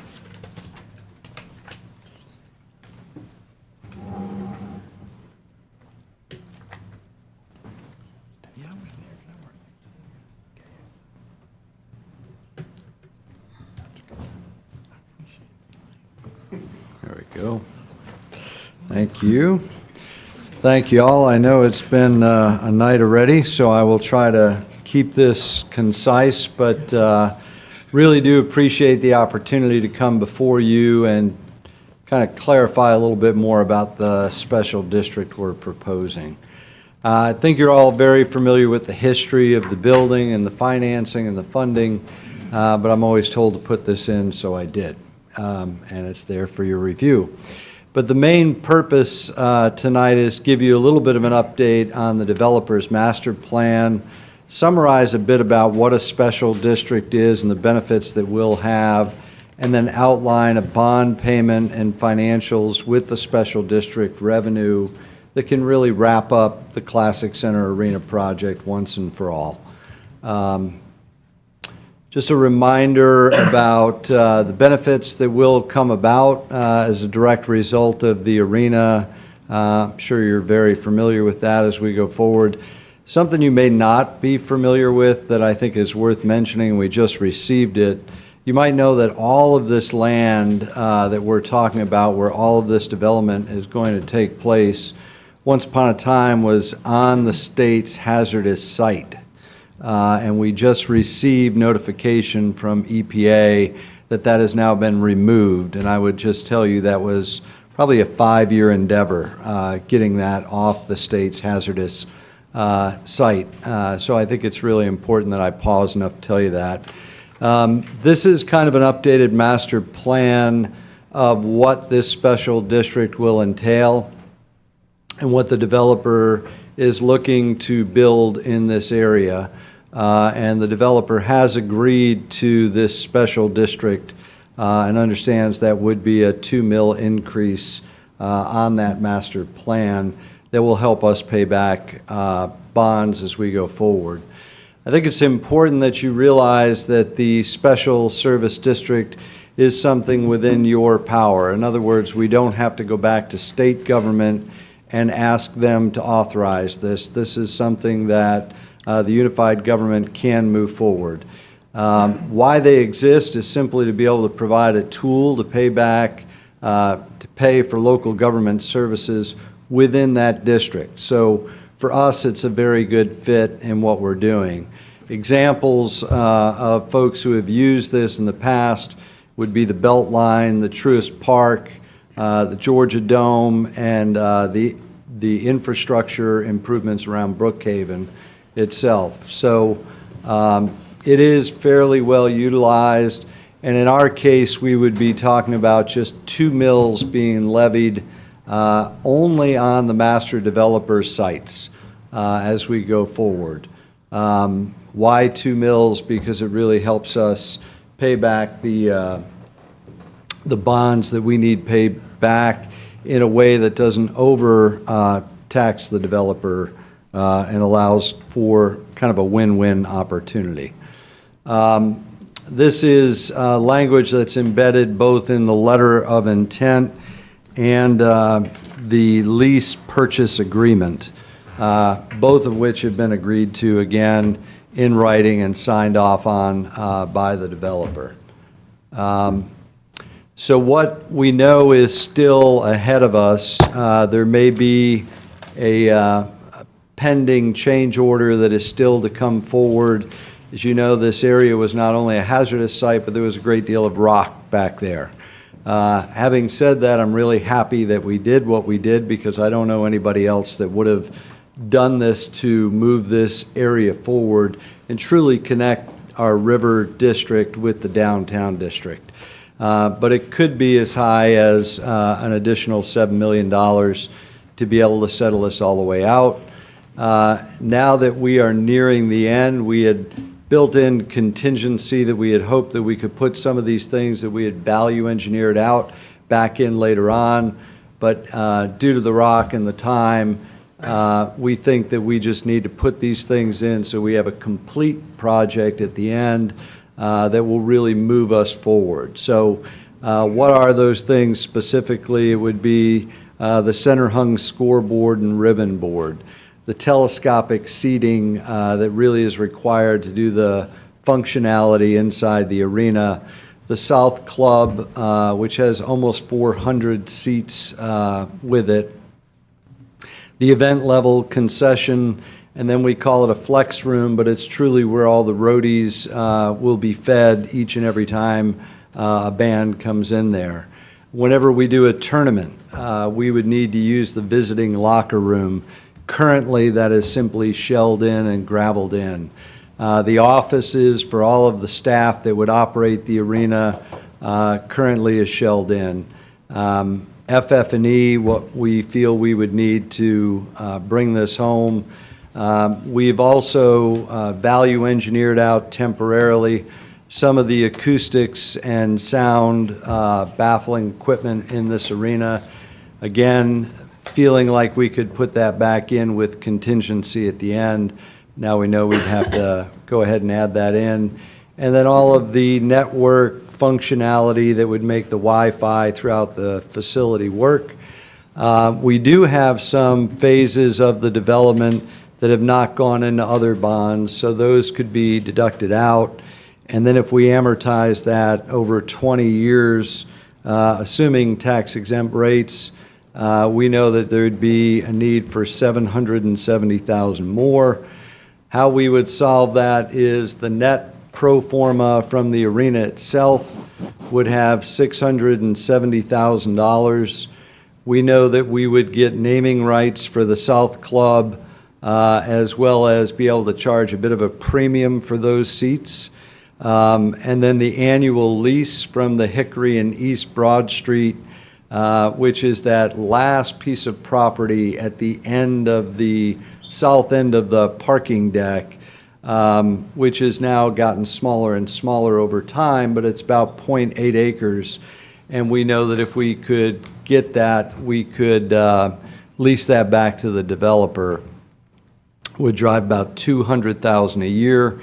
And then the special district in total is about $500,000. Some of that we had already looked at for the second bond.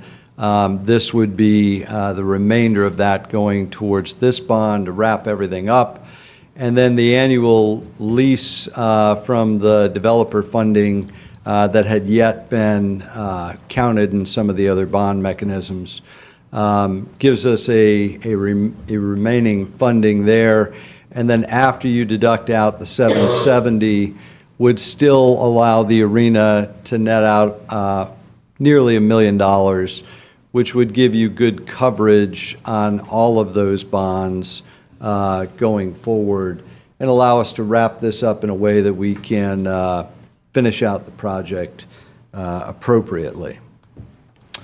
And so I'm here tonight to answer any questions about the special district, and then we'd come back to you asking you to actually vote on the special district, and then ask you if you would consider a transfer of that East Broad and Hickory piece of property to be able to round this out and approve the final bond for this project at $11 million to allow us to move forward. A couple questions for Paul. Patrick? Thank you, Paul. You're welcome. Sorry for not returning phone calls. Busy weekend. Okay. So the special tax district that's just, the special tax district will only be for the Classic Center and the Classic Center Arena. That area right there. Yes, sir. That's it, okay. Only those things that the master developer that is developing those parcels around the arena, they and only they would pay that. Okay. In the special tax district, how long are they? Are they in perpetuity, 10, 15? That would be a permanent fixture. Permanent fixture. Okay. So we would do a special tax district, but it seems like it will benefit the developer, right? Because essentially. No, the developer will pay more. So it's new revenue to the Classic Center Authority. So the developer's going to have to pay 2 more mills, or whoever For their occupies those property property, tax. in property tax. To develop Which it. will allow us to, well, in addition to, our special service district in this sense, because we're providing this amenity, which is the recreational activities of the arena, in close proximity to these development parcels, it's prudent, it's allowable for us to put this special service district in place like it did around the Braves Stadium has a special service district and the Atlanta Beltline. And so, developer recognizes, but for the arena, which he needs to be completed to have marketable properties, nobody's going to be there if there's not anything that, it's not a good experience, and Paul's been very upfront with him from the very beginning that you're going to have to pay this, and it's in the letter of intent. Trying to be forthright, we're not throwing this on the developer, what Paul is telling you. The developer knows about this and has signed a letter of intent agreeing to it. I've been in meetings with him, talked to him about it. We think this could be a very good mechanism to allow us to finish up the arena in the way it needs to be finished, correct, Paul? And not hinder the budget of unified government. So I have several more questions. Thank you, Judd. So I'm concerned about our bond rating. Is Boyd, he is not in here, but maybe Williams can address the issue of bond rating, but also the rock and soil removal. So in February, it looked like the rock and soil removal was estimated at $1 million. Now I'm showing $7 million. Can you explain that? the rock timing resolution? Sure, and we are working with the contractor to try and resolve those claims. But the claims that have been submitted, and they've recently finalized it, are more on the order of 14 million. We had about 6.5 million in the budget to deal with that. And so the delta that we're trying to negotiate or understand, and staff is evaluating that, is an additional $8 million. And Paul, I think you have some of those figures built into this. So that's driving some of this too, in addition to the escalation, it's caused the budget to increase at this point with the budget and with the rock. And so there's really three things we're trying to negotiate. One is the quantities are what the quantities are, the costs are what the costs are, and then there's delay. Delay in the project being complete in terms of granting days, or the cost of the delay to the contractor. And we're meeting this week to talk about the numbers that we've received and what we're going to do about it. And then I'll be meeting with the contractor in the next week or two to see if we can find some resolution. The bond rating, issuance of another bond. I know that Finance Director David Boyd had some concerns about the amount of funds that we'd borrowed in the first two, not so much the amount, although it's 100 million now that we're backing, but also the term of that debt, and it was somewhere around 37 years. That's long for a rating agency. They like to see shorter debt.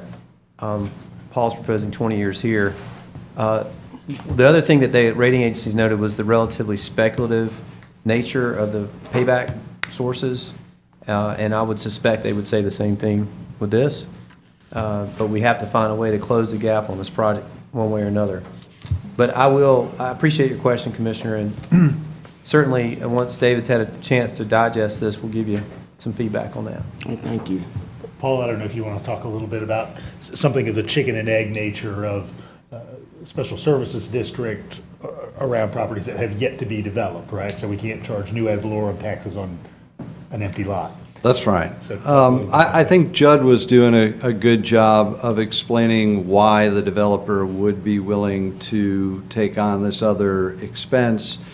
You know, right now is a great time to be around the Classic Center. I want to say we have 11 graduations over the next, 3 days, plus conferences, plus weddings, plus.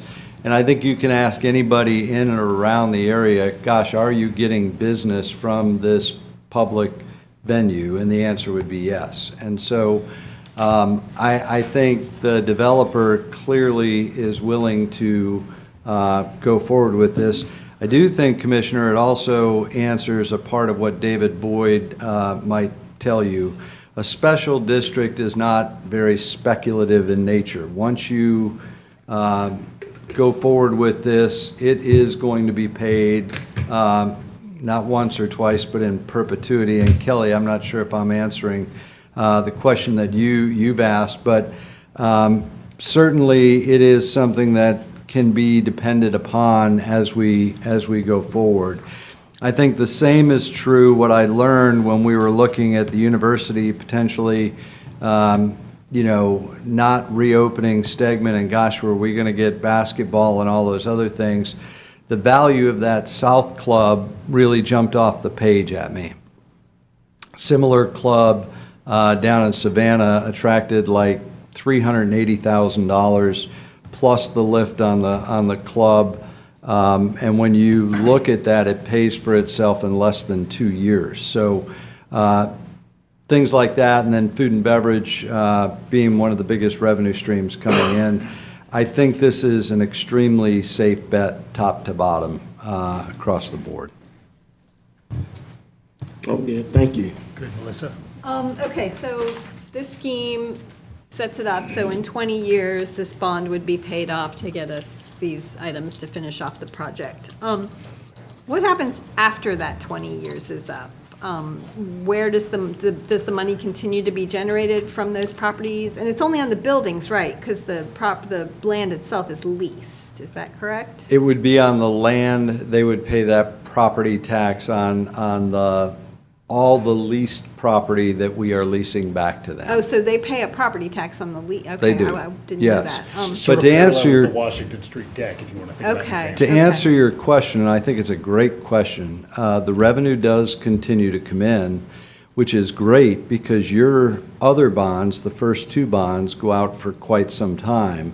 And then with a venue of this size, the capital upkeep and maintenance and ongoing costs, this would be a great revenue stream going forward to be able to handle a good bit of that going forward. Okay, so after the 20 years, so the current, The debt service stops. the debt service stops, the current leasing, the price they're paying to lease those properties is Goes going on and on. back into debt service as well. Yes. So once all the bonds are paid off, that lease service could also go to capital upkeep, as well as the ongoing 2 mills.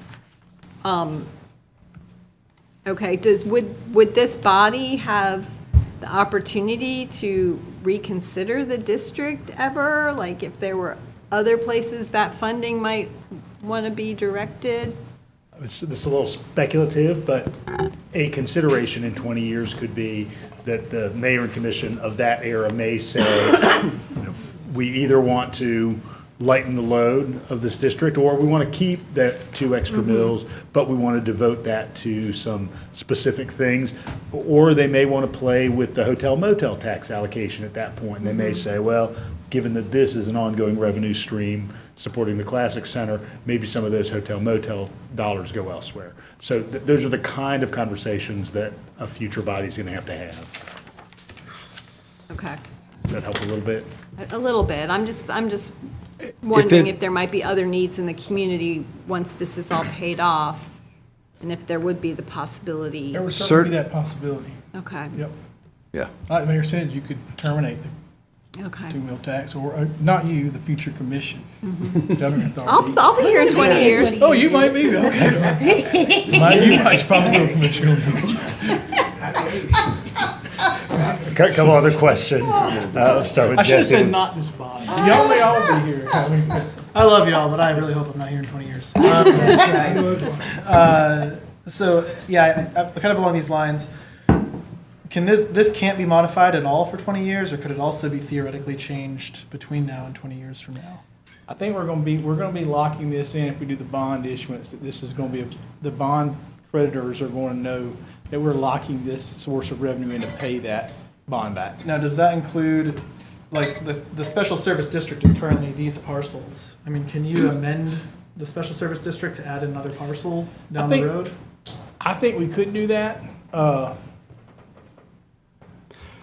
For example, the Yeah. Kelly Diversified property is not that's shown on here, but certainly is one of those parcels That's that one that I would think we be. will be planning to come back at some point to amend it, because right now that's a swap, remember we talked about? Yeah, so And- living in the theoretical future where changes could be made, any changes that would result in us clocking in below the revenue we need to generate, we probably can't do for 20 years. But things that could add to it, we could do within 20 years. Is that what I'm basically? I wouldn't want to talk to Dan McCray about that, because I don't know if, these properties are specifically benefiting from this recreationally. And the farther you move it out, the less that argument might be able to be made, if that makes sense, There was some controversy about that earlier, too, when we were trying to do it all over downtown, remember that, maybe? Or doing all the hotels all over. There didn't seem to be an appetite for that. May I just ask 2 more? And I share Commissioner Davenport's question. I'd love to hear from finance if we can get a memo before we go to vote on just their thought on the impact on our bond rating from this. Yeah. But, those next steps, what's our timing for those? Are these all in June, or the first one's in June and the other ones will come later in the year? Or? I think, well, obviously, the adoption of the ordinance to create the special tax district, we're working on, I have done a draft of it. I've asked Dan McCray to take a look at it. I'll say it's based largely on the ordinance that the city of Atlanta adopted when they needed money to help finish the Atlanta Beltline project. So we're following that model. It could come in June. I'm not sure there's a huge rush on it. It's going to have to be in place before we adopt these bonds, but we're not going to be ready to do the bonds in June. I don't know if The answer is I'm not sure. We could bring it as early as June. If I may, I think there are some long lead times on a number of those laundry list of items that we would need to get through, but Judd is correct. Last two bonds, it took us, I think, 3 months to tee it all up, get it ready. So I would anticipate that these would ideally come back to you to be able to move forward on the bond in the August, September timeframe. Okay, so that would be moving forward on the bond. And so are you envisioning that we're voting on like all three of these in that same meeting, or I'm just trying to make sense of like I think what you'd order first these have to things- get I the think we'll probably special. get the special tax district in place, because we can't do the bonds unless we know we got y'all. We can't have, they're going to know that we're going to want to know that's been agreed to by you, the elected officials. Otherwise, we vote all at once and it's the bond, y'all don't agree to it, and the bond deal is probably, that might be problematic. Sequenced. Yeah, it'd be sequenced, yeah. So I would expect, if we don't get to you in June, I would expect maybe when you come back in, y'all aren't meeting in July and August, right? Y'all aren't meeting in July, correct? We're voting in August. Huh? Voting in August. Voting in August, yeah, so have it on the August at the latest. In the August is what I'll be shooting for. Thank you. And then the last question is for you, Paul. You mentioned it's a couple slides back, this list of things that were value engineered out and are back in. Is this putting basically everything back in, or is there still stuff that's value engineered out? No, there's still things that have been value engineered out, but we have sat down and really scoured over this to say, what are the things that we need to put into this building that are going to make the building what the building is supposed to be, and drive those things that two consultants told us we should be able to get back out of this. And so these are the priority items that need to go back in so that we can accomplish those things. Okay. So is there, there aren't going to be any like empty shells that aren't outfitted at the end of this within the building? Everything will be built out? There is the ECHL area is up to them to actually build out. We are not doing that as Clarke County. They would have to build that out. That space is there, but they would have to sort of make it their own.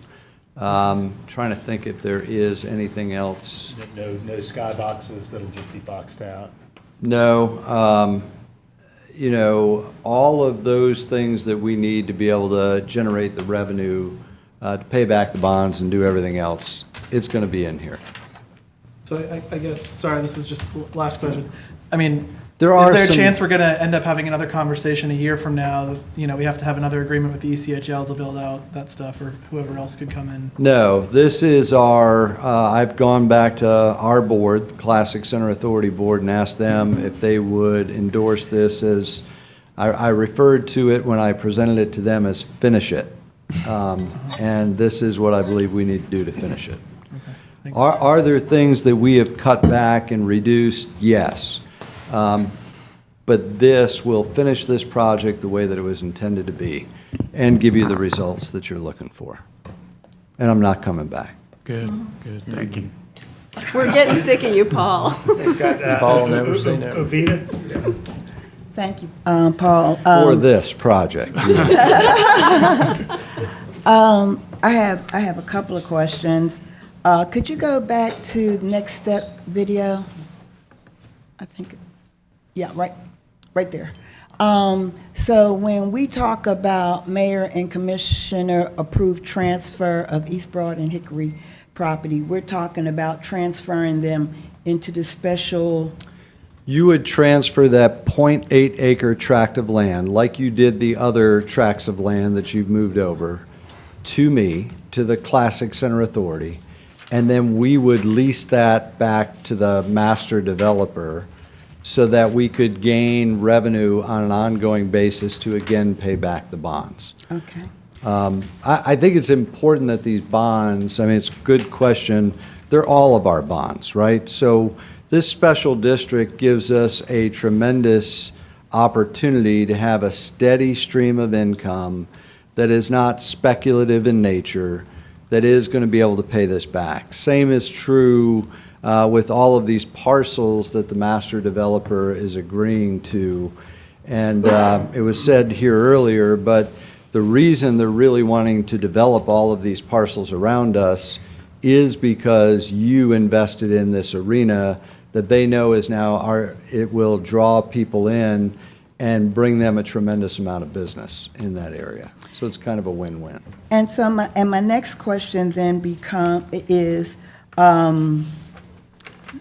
we had a meeting yesterday with residents of inner East Athens, and there was some conversation about the TAD and whole. I remember at one of our meetings, I think you stated you were going to use some of the TAD money to pay back the deck. Yes, and I'm still planning on that. I wasn't prepared to talk about that You don't have to- tonight. Okay. But just to refresh everyone's memory, we found out that there was TIFIA financing, which is federal financing, that allows us to get a loan at an extremely low interest rate. And that was the vehicle by which we were going to buy back half, 46% of that parking deck. And the way we would pay that back would be through a portion of the tax allocation district. We are still planning on that as we previously talked about it. I think there are other opportunities with public infrastructure, which we have had a couple of meetings on. The stormwater doesn't just affect this area, but it affects a huge portion of downtown and where that gets stored. And there's an opportunity, I think, for the tax allocation district to help out with stormwater. I think there is a turn lane right by the multimodal transportation center that likely will have to go in to make sure that those buses stay on schedule. And that would be an additional expense. There'll be some traffic lights that'll be required in 3 different areas that we can foresee, and some widening of roads to make sure that all that traffic happens in a seamless way. And all of those things are public infrastructure items. And so the question is, do you want a private developer to go borrow money at 9% to pay for those things through the tax allocation district? Or would you rather the TIFIA funding be borrowed at 1.7% to pay those things back with no markup? Those are the questions that will remain when I come back to talk to you about And I guess that's my point. The examples that you have given, we have not discussed or voted or anything like that. No. So No, that we've will just- come back to us Yes. to make some decision. Yes, that's a whole nother work session. Okay, and then my last question is, you talked about the soil and the rock removal. And when this first came to us, we had there was a strong push for a child care and wages. That was 2 big things. Yes. But, and we agreed to the child care, but because of what they found in the soil and rock removal situation, we weren't allowed That's or correct. not able to do the child care. It wasn't like you just didn't want to do it no more. That's correct. I think you probably need to say that. Sure. No, thank you for bringing that up. I think that answers another big important question. You know, why is this more than it originally was? A big part of that is the type of soil that was down there, the type of rock that was down there. You know, there was an incinerator on this site. There was a lot of things that had to be handled. So when we removed the rock and dirt, it had to go to a lined landfill, which is roughly twice as expensive as what one would have otherwise imagined. So for all of those reasons, yes, we do not want to put a child care center on the site, and we will be unable to do so. But we can put all of the other uses that have been outlined that we are talking about, and all of that has been worked through EPA. Okay, thank you. Mayor, if I might, Please. I'm sorry, y'all, just following, I thought those were great questions, Commissioner Thornton. I'd like to add a little more detail. So first off, the East Broad, so again, the SPLOST provided about $34 million, and we're $100 million past that now, and there's been bonds, and I applaud Paul for all the different ways to help pay for it. and we're still trying to find ways to finalize it, between the escalation and a lot of things that have happened along the way. It's been quite a ride. The East Broad and Hickory property, y'all, is that corner property on East Broad. So y'all had talked about that in the past as wanting to try and use that as a chit, if you will, to get a development that you'd like to see. And so I just want to remind you of that. That was a strategic property for you, maybe not quite as much as the other ones that you've given away. There's a need for it to provide some revenue. You may have some ideas about what you'd like to see there. I just want to bring that to you. And then with regards to the TAD, that is a follow-on that between the Classic Center and the developers, somebody will make an application as part of the TAD process, and that'll go through everything that y'all witnessed before. I guess the exception is unless the school district wants to participate, then there wouldn't be that extra committee that the commissioner served on. It would just go straight to the TAD Advisory Committee and then to the commission. So, thank you. Thank you. And the only other caveat I'm going to say about that little piece of property is once upon a time, that was a much bigger parcel of property, and I think that just needs to be said. At this point, as the parking deck has gotten larger and larger, that parcel has gotten smaller and smaller, and so we're down to 0.8 of an acre. An important fact. Carol. Just following up on that location, back on that slide where everything is laid out, I don't want to ask this question. That's, what we're talking about is a little sliver that's, where is it on this? It's to the left of.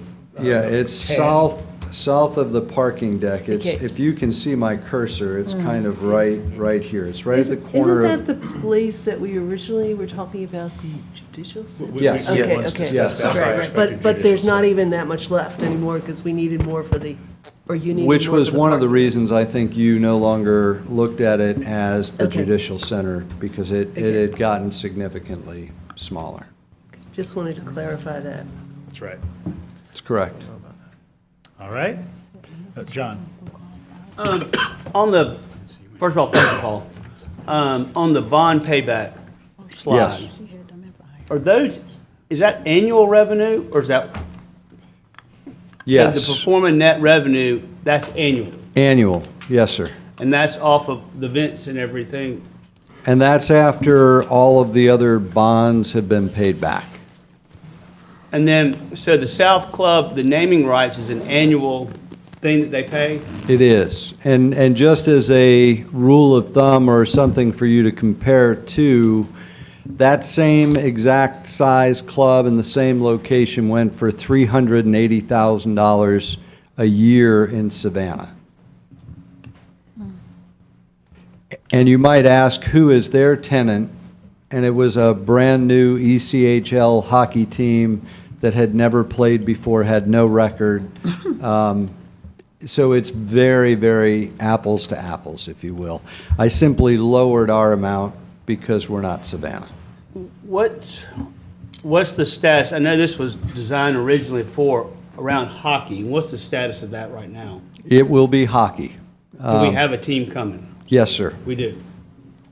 And then, so, talking about the revenue from the special tax district, it's $569,000.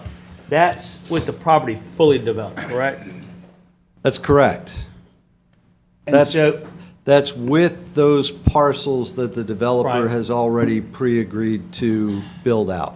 does he have a time frame or anything on built out of those? There is a time frame that's mapped out. I think it's important to say we have an LOI and we have a purchase lease agreement on the deck. We are still negotiating the final master agreement across the board. And can we see, like, the master plan? Is that something, do we have access to that? Yes, the master plan is pretty much what I'm showing you here. If you're asking for individual pro formas on each of those properties. Now, I just was curious what all he's planning on putting where. So. I mean, does he have like a schematic of the idea what it's supposed to look like? He does. I mean, I can walk you through this fairly quickly. Number 11 is envisioned to be a food hall currently. much like you see in Atlanta. And then there would be loft apartments above that. Over here would be more of a brewery is what he is envisioning, with again loft apartments above. There is an alleyway that comes all the way through here and connects to the front door of the arena. And all along that alleyway on the east side, all along here, is retail. And then above that are condominiums. Then as you get directly across from the arena, he is envisioning a entertainment center like you've seen when you go to a convention and they've got all different entertainment aspects inside there. That's what he is envisioning there. And then our parking deck is now, I want to say a total of 1,300 parking spaces. 300 of those are dedicated directly to number 6, which it will be a hotel. And then number 8 would also be a hotel site. And then there is the Kelly Diversified Tract of Land, which is north of the arena, which they're envisioning market rate apartments. Just to give you the full overview. So it's a real mixed-use development. Is there any special zoning that we have to do to approve any of that stuff? I know he's going to submit for a PD, a planned development across the board, but you are in a downtown zoning section, and I think all of these are within that zoning currently. Unless, Blaine, you know something I don't know. I'd agree with that. It's the highest density zoning category in the county, so 200 beds an acre as a limit unless you use the inclusionary zoning component, and 100 feet of height. What about infrastructure capacity? Is there any talk about that with the That's number? being all worked out as part of the development agreement. That'll be gone through with the PD, but I mean, one of the biggest parts of that is the stormwater from all those impervious surfaces, and this developer has been very forthright about creating a vault that would go underneath the parking deck, and that would become, you know, a part of their overall cost and look to be to some degree shared cost, because some of that's ours, some of that's downtown. What about sewer capacity? I believe, and I know certain commissioners, Mike, Kelly, were here, I think some years ago, Public Utilities did a study of downtown and the capacities.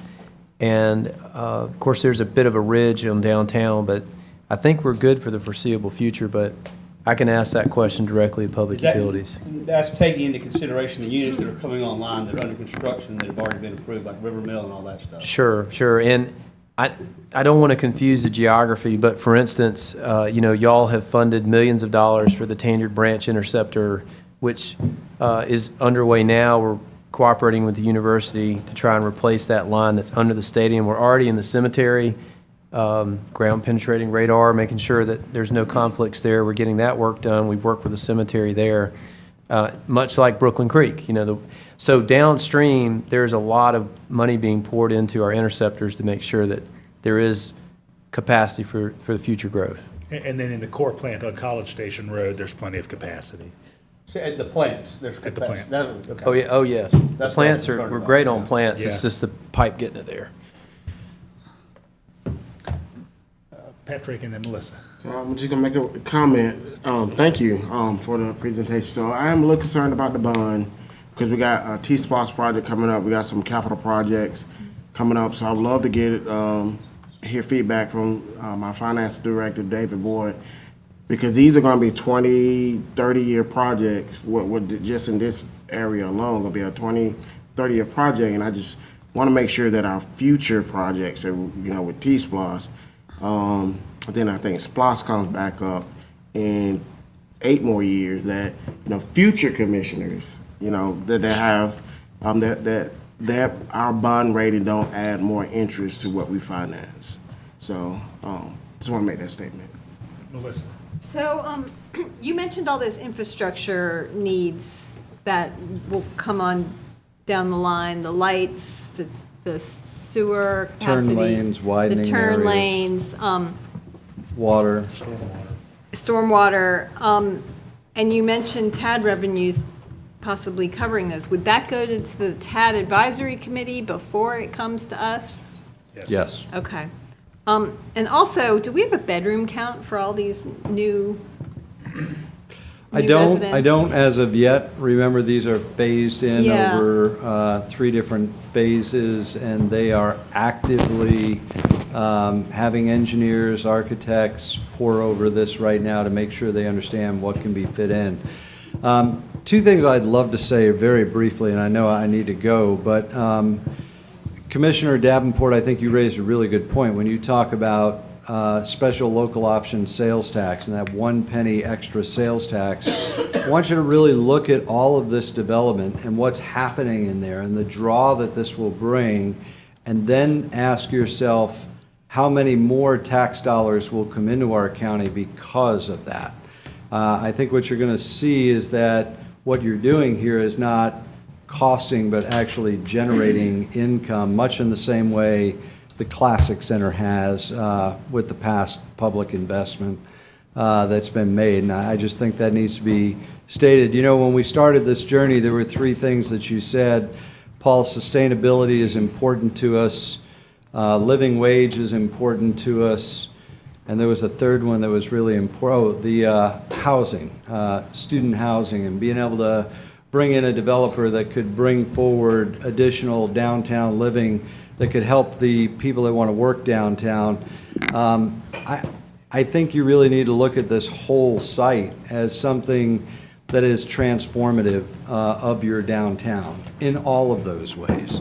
And you have with this master developer someone who's agreeing to pay the same wage that we are. And through this whole effort, we have also created a learning lab for hospitality and partnered with the University of Georgia, Athens-Tech, and our own Career Academy.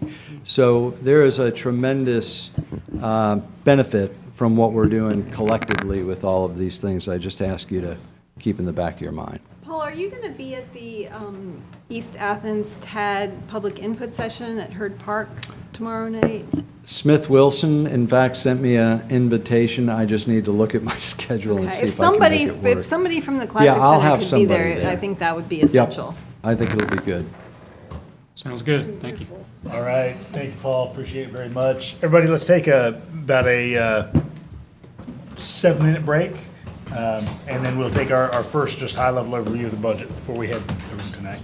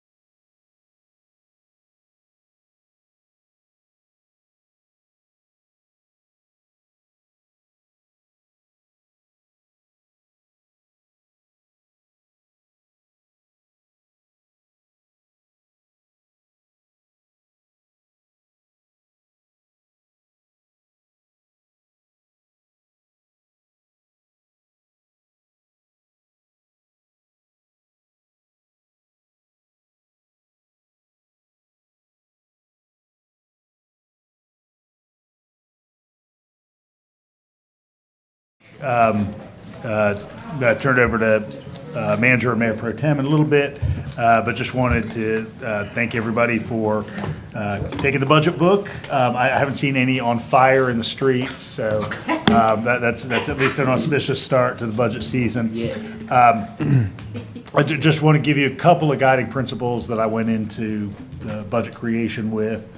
Of course, we know from talking to folks like Humphreys and Dorfman over at Terry College that we're heading into something of an uncertain economic year, that there's some feeling that we may hit a slight recession this year. We don't know that yet, so I at least approached this budget with what I would call a small c conservatism. You don't see many new initiatives. There are some things that we've lined up in prior budget years that we want to see to fruition. Emergency medical services is a good example of that. A couple of small-scale new things in here. We also headed into this year knowing, of course, we had an enhanced homestead exemption moving from $10,000 to $25,000, and knew that that was going to see something north of a $3 million hit on our general fund revenue. And so you don't see a homestead, or excuse me, you don't see a millage rate decrease largely based on that. Now, all of that said, timing of this is somewhat curious in that I complete the budget, and then a week later, the tax assessor gets finalized revenue numbers. And so we've got some greater revenue than anticipated, which is great. And so I think that gives us some opportunities. Had I known that information, there are probably a couple of things that I would have recommended. One of those would have been completely eliminating the effects of any healthcare rises on employees. That would have been one of the things I would have recommended if I'd known those final revenue numbers. And I also would have put some additional funds into employee raises, whether you do that through raising the structure altogether, or you do that through the annual raise, or some combination. So just want to make that point clear. And then other things that I would have really sought are some capital expenditures, that would have been one-time expenses, but that would have made the community greater. Whether that's, a little bit more money into neighborhood traffic management, or a little bit more money into vehicles, those would be the kinds of things that I would have sought to fund with those additional dollars, knowing that we've got something around $3.7 million of additional revenue beyond what this was predicated upon. So just want to say that to you. So I think manager is going to go over a few high-level data points, and then we'll turn to Mayor Pro Tem Thornton. Before you turn it over to the manager, could you tell us that approximate increase in the revenue? So I believe it's my understanding, we've got folks from finance here, that we realized about $3.7 million in new revenue beyond what this was predicated upon. Okay. So my question is, can we put that in, or what happens to that 3.7? So those are dollars that can be allocated. Okay, good enough. So, and thank you, if I might, Mayor. No, you're good. So that's the thing, that in tandem with the budget process, you just learn, the digest becomes more clear. And certainly, I think, Mayor, since I had submitted the budget to you in Big Rocks, there was $1 million anticipated increase in the digest. That's in here, but the extra 3.7 is not, as the mayor said. So that is something for you to weigh, and of course, you heard some earlier recommendations towards that.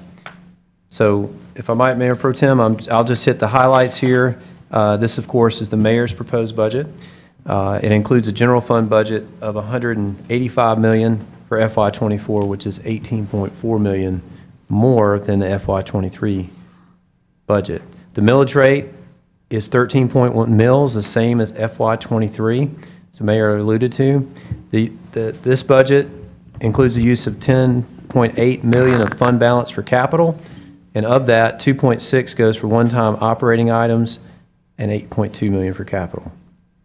The department requests, and going back to some of the questions from earlier, they requested 9.8 million, 8.5 in the general fund, and this budget includes roughly half of that at 4.7 million. Additional positions, there are 14 new full-time authorized positions across all funds. 10 of those are in the general fund. The other 4 are in the other areas. And there were over 60 positions proposed. And this, again, just going back to the earlier points about priorities, you know, I think our staff has, any of these things are important, but we have to choose when we only have so many dollars. And I will say, and I think some longer-serving commissioners know, one way that you control long-term costs is by not creating too many positions if you can help it. I will point in your budget document, as you're talking with, if those things come up on page, sorry, I'll find it. There is a graph in there that shows over time the number of employees per 1,000 residents, and we're, you know, we have not increased appreciably on that.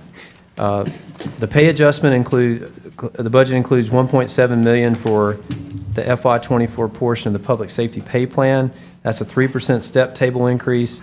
Fund all eligible step increases, of course, and then the impacts from the Sheriff's Office market survey study. It also includes $3 million, $1.6 million in the general fund for a 4% market increase and a PMP increase of 1%. It also includes another $586,000 for future enhancements for compensation issues. So much of what we talked about tonight, if we find some things that need to be rectified, as opposed to coming back to you with an agenda item, and I mean, we'd come to you with an agenda item, but you wouldn't have to pull out a contingency. We've set some aside as a hedge for improving some compensation issues going forward. Just a few more points for you.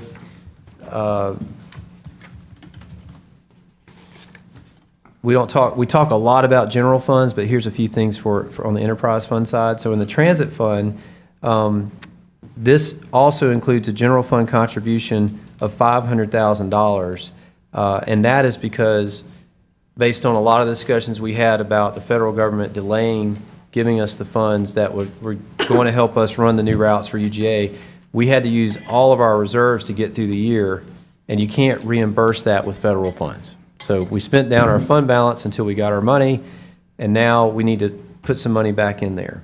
The water and sewer fund has some increases that are based on the 5-year service delivery plan. The landfill fund is going to create or project to generate $5.6 million of revenue, which is $600,000 more than the FY23 budget. And the reason why is we've raised the tip fees from $45 to $55 a ton. It's been some time since we've done that, and looking at other landfills, we're one of the cheapest around. And you know, it's good to be cheap at the landfill, but at the same time, if you're the cheapest and everybody's bringing it there, it fills up quicker, and then you got to build a new landfill. So we want to try to be competitive there, if you will. The hotel motel special revenue fund, the receipts are expected to be, remember this is a 7-cent sales tax, $5.2 million in FY24, and that's $1 million or about a 24% increase from the FY23 budget. So things are happening there. And in building inspection special revenue fund, we estimate a $220,000 increase over FY23. There are some, and I would point all of you and any of the public that wants to look at it into section B, because B is really where you get the summary of what's going on. And there are a number of large ticket items here that's driving some of this. Of course, you approved the inmate health care contract for the Sheriff's Office, which added $2 million to the budget. You are in this mayor's proposed, there is a compensation study proposed, and with respect to fire, of the 10 general fund positions, 6 of them are coming to the fire. Remember, 3 of those are for staffing that ladder. That's first year of 3 years to try to get our ladders fully staffed, and then EMS captains, 3 full-time there.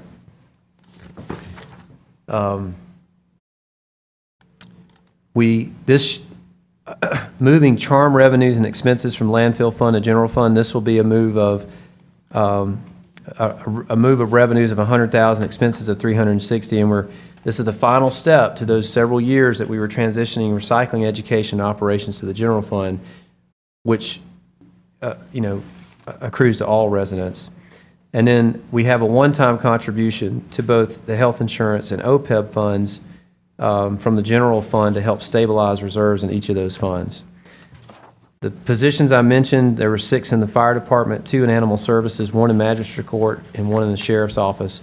and that is that medical contract compliance officer the sheriff asked in tandem with his contract to try and get the most efficiency out of that.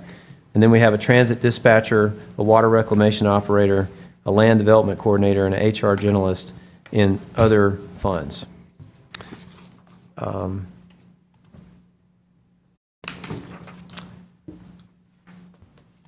Just a couple, with the health insurance fund, the employer contribution in this budget is estimated at $14.2 million, $10 million in the general fund, and the employee contribution is estimated at $5.6 million. And then with retiree health, the cost for that is $8.2 million, which is $700,000 higher than FY23. And the ACC Gov's total contribution to the pension trust fund is $12 million, which is $1.2 million more than the FY23 budget. Those are the high points. I'm glad to answer any questions that you have. Anybody? Or the mayor, Patrick? of course. Patrick? For the 3.7 million, could we potentially save some of that? Because, and I'm just thinking about just a potential recession or a slowdown, but like, and also for future capital costs for replacement of vehicles and stuff. Yes, Okay, all that. thank you. Yes, you can commit it in a number of ways. I mean, you can put it into contingency or fund balance, or you can designate it for certain things, or, or millage rate rollback. You can do any number of things with those dollars. Essentially 4.7, right? Yeah, because there's a previous million that's unallocated. It's 4.7? Actually, 4. But 1 million of that's in the mayor's budget already, and then there's the extra 3.7 that's not yet committed. So if you wanted the full 4.7, you have to claw the 1 million back out of the mayor's budget. John? How much does 1 mil represent? How much, what revenue? Gosh, with the latest digest, About 6.5 million. 6.5 million, yes, sir. Wow, Anybody? it was 3 million not too long ago. Cal? Do we have anything in there for the Memory and Justice and the African American Museum? I mean, this year we okayed the recommendation and we put money towards the affordable housing, but then there was the other 1.2. 1.25 for the build-out. Yeah, no, there's nothing in here for the museum. Okay. And I've been very clear with Hattie.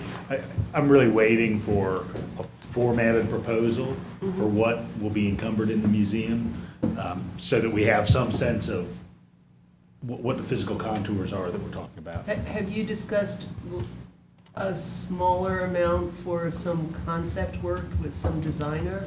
Have not, but I don't think that's a bad idea. Okay. And I appreciate you asking that question, because I spoke with Ms. Hattie a couple days ago and had to go back and look at what y'all had covered. And so the Athens Justice and Memory Project made recommendations to y'all based on the $5 million after the analysis. They felt like that would be, required by the government to atone for that. And $2.5 million to the university, $2.5 million to local government, and then they recommended 1.25 for the housing and 1.25 for the Black History Cultural. So I went back and reread that agenda item, and so you accepted both recommendations and you allocated the funds for the housing, but not yet the cultural center. And I'm sorry that Judd's not here, because I had forgotten this, but there had been some concern from the council that advises on ARPA money, if the ARPA money being a pandemic impact would be something that you could, now, you could use revenue replacement, so you could dedicate, you could use the ARPA funds for other purposes, buying a fire truck, you could take funds for that and take the fire truck funds, or that's probably a bad example, but anyway, you could use general funds to supplement that. So. I thought that we had discussed ARPA money, and I thought it was with the museum, with the Costa building. That's been talked about quite a bit. Now, whether or not the attorneys feel like it's an eligible use of ARPA funds, Okay. I think that's in question. Okay. But as far as the tendency of cost of building, I don't think y'all made that decision yet, but I've certainly heard it talked about. Okay. Is there anyone who could give, in the government, who could give a ballpark figure of some, a budget amount that could be used for a concept design, like we see on all these other Oh. things? So that it could move forward? I would say, I think if you had 50,000, that should cover it. I can verify that. Okay. And my understanding was that concept was gonna be at the new arena. Am I wrong? No, that's the music Well- hall. No, What's that cost? that It was was the rock, cost. that was, Okay, well, I mean, I No. get some bad information, cause No, I, no, Commissioner Fisher's correct. That is an eventuality, I think, that's being explored. right, At Ms. Hattie's behest. yeah. So I don't know where it stands So, now. Again, if I'm getting wrong information, y'all tell me, but the concept, well, two things. I thought the money had been allocated for that, and I thought we voted, I thought the past commission voted on it. I guess not, that's not the case. But I also thought that the new classic arena was gonna be where it's gonna be housed. There's been informal discussion of that being a prospect, but nothing's nailed down. Okay. Similarly, there's no scope of activity that's really described, are there going to be interpretive sites? Are there going to be classrooms? The kinds of questions you always have when you're Right. putting something like a museum together. That is not evolved. Okay. Patrick? Okay. I know we're getting late. So two things I'm interested in is the employee, your contribution to healthcare, and a potential additional 1% raise to employees. But do we have costs for the Leisure Services Master Plan, or is that later? Or did I miss That's it? in here. That's in there, okay. I'll check that. Jesse? Thank you, Mayor Pro Tem. A couple things. Just like to reiterate the request, if we could get that vacancy data by department, that would be helpful. And then also, we've gotten this past year's the operations requests, so like for the positions that were requested and not funded in the mayor's budget, that would be very helpful to have as well. We're thinking about what to do with that 3.7 million. I echo Commissioner Davenport's sentiments on priorities around wages and employer contribution to healthcare. So if there's a way that we could get maybe like cost figures, if we want to add 1% or 0.5% raise on top, how much would that cost in total? And then similar, like the employer contribution, upping that, how much of that 3.7 goes away from that. The only other thing I really wanted to raise up today, that's kind of a specific thing, but it's just, it was on my mind. The last year, the folks at UGA brought in this person from Urban 3, and they talked a lot about like how what we treat as assets are really liabilities on our tax digest, and kind of like how do we look at our value per acre in terms of an economic analysis. So that group is called Urban 3, without being attached to that company doing it. I'm just curious if the planning department has a request to do some kind of study like that, and why that seems especially timely now, as I know we're working on the future land use map. And in my mind, when we're kind of identifying high level where those growth areas make sense to be, or, before we get to the parcel by parcel stuff that's going to come more than a year from now, would it make sense for us to try to get out ahead of that by bringing in somebody to do that kind of analysis for us? So if staff could just give us either clarity on whether that's built into this budget already, or if not, how much it would cost to do that, I'd be very curious to know. It's not in there right now. And what did you say that was, Jesse? So the company that presented was called Urban 3. They're like a consulting firm. And they do really impressive work to get you thinking critically about, how are we building our communities in a way where we're fiscally sustainable? And oftentimes they show you how you're not necessarily doing that very well. And I think we might benefit from that greatly before we're looking at our future land use map and how and where we're trying to grow. So anyway, just would love to understand what that would cost before necessarily advocating to add it in. My question is, and I didn't look at the budget in detail, Kelly. Do we still have any money left, or with the environmental stuff for Pitter Road and Dunlap and anything? let me find out, because I'm sure we haven't gotten all of the bills that we have to pay, so let me do run a study on that, or analysis on that. Okay. And responding to Commissioner Houle, so that type of exercise that you suggest is about $150,000. Brad's aware of this. It would be helpful as far as that particular consulting. Don't know if we can go straight to go with that, but you could do this, do an RFP and see what comes in, and hire somebody to do that. Okay. And there's no money already in their budget, so it'd be the full 150 we'd have to add in order to cover that. That's right. Okay. And I'm sorry, I have one other thing too. I'm sorry, y'all. One thing that I meant to mention too, and it doesn't happen often, but the fleet replacement calculation is about $300,000 shy of where it needs to be to make good on what's promised in this budget. So we discovered that and need to put that on the table. You said 300? It's $320,779. Melissa? Is that? Yeah. I'm sorry. Go ahead. Go For ahead. general fund. No. What was that needed for? Sorry. That's for the fleet replacement, and the program that is promised in this budget is shy $320,000 due to a miscalculation. So we're talking about planning and land use.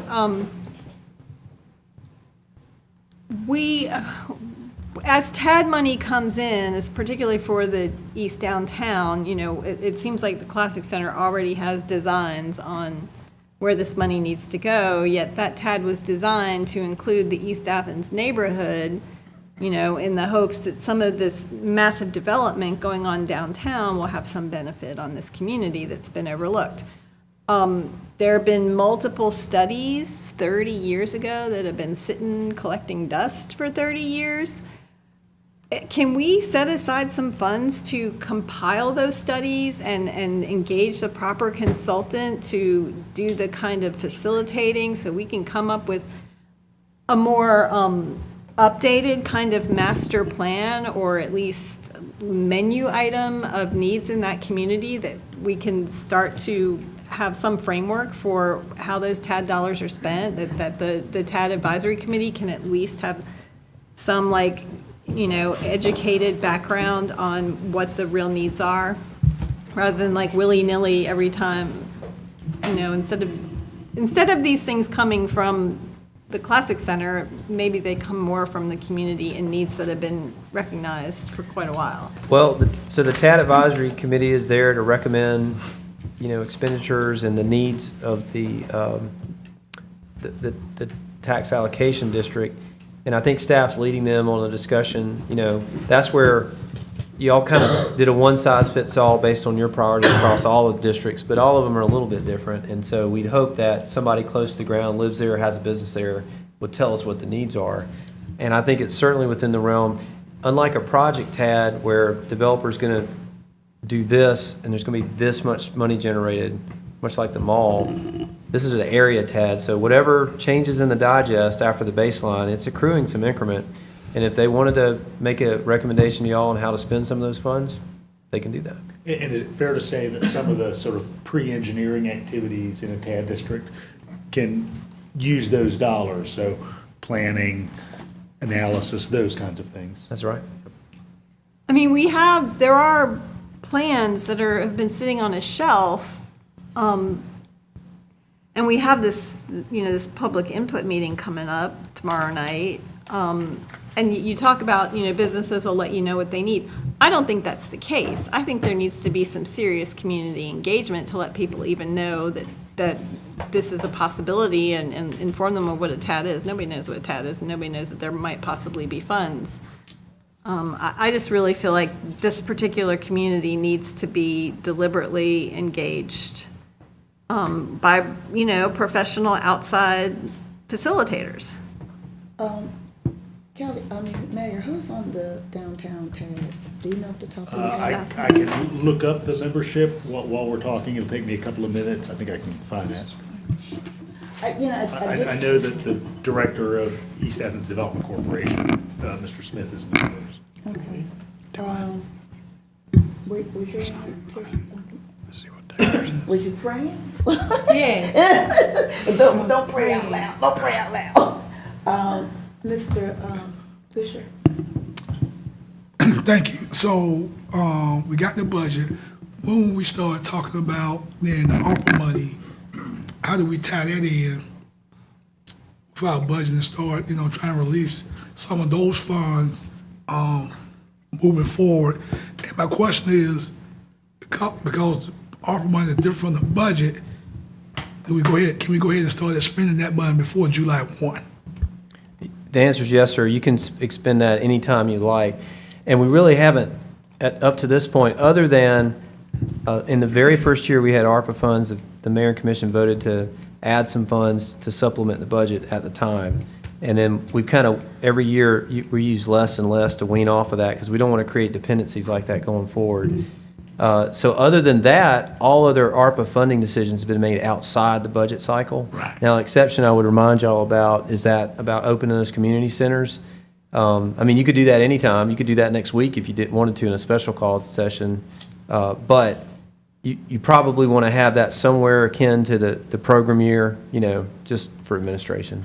With that said, and I'm glad you brought that up because I think, and we said that at our retreat last week, we got these kids ready to hit the streets, in the next several weeks. So if we can go ahead and, I hate to call it a special meeting, but if we can go ahead and get those community centers started, I would love to see that moving forward, and then look at our rest of our ARPA money and see how we're gonna spend those money. Because I got some ideas that I want to share with the rest of the commission that I think could be helpful in to answer the question about our violence, about gang activity that can really maybe benefit the whole community overall. So I'd like to see us move forward, getting those community centers open first, and then go ahead and let's see, can we start expending, especially on youth development, start expending some of those, at 6.5 million.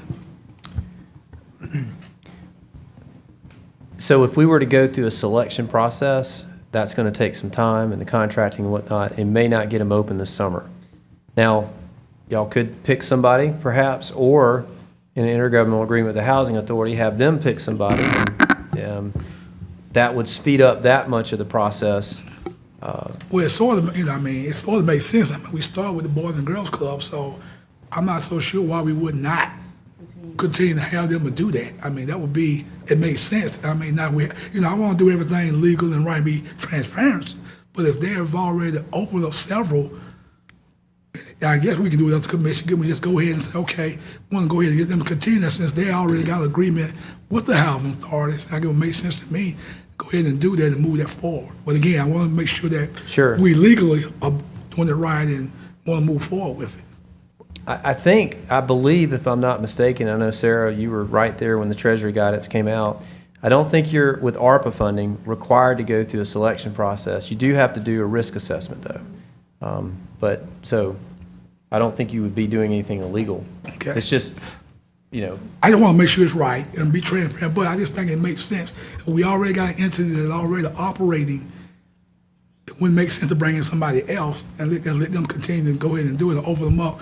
And again, from what I understand, the Housing Authority, I'm not sure when they got an MOU with the Boys and Girls Club, but I think that may be their intention to continue that process. They obviously have a relationship with them.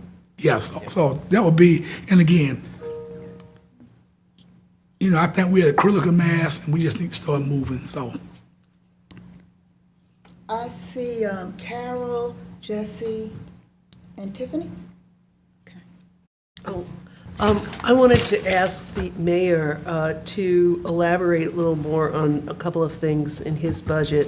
One is the community partnership program. And also, when I was reading that, it said there wouldn't, if I understood this, that there wouldn't be any funding available until fiscal year '25 in that. So I wanted you to explain that.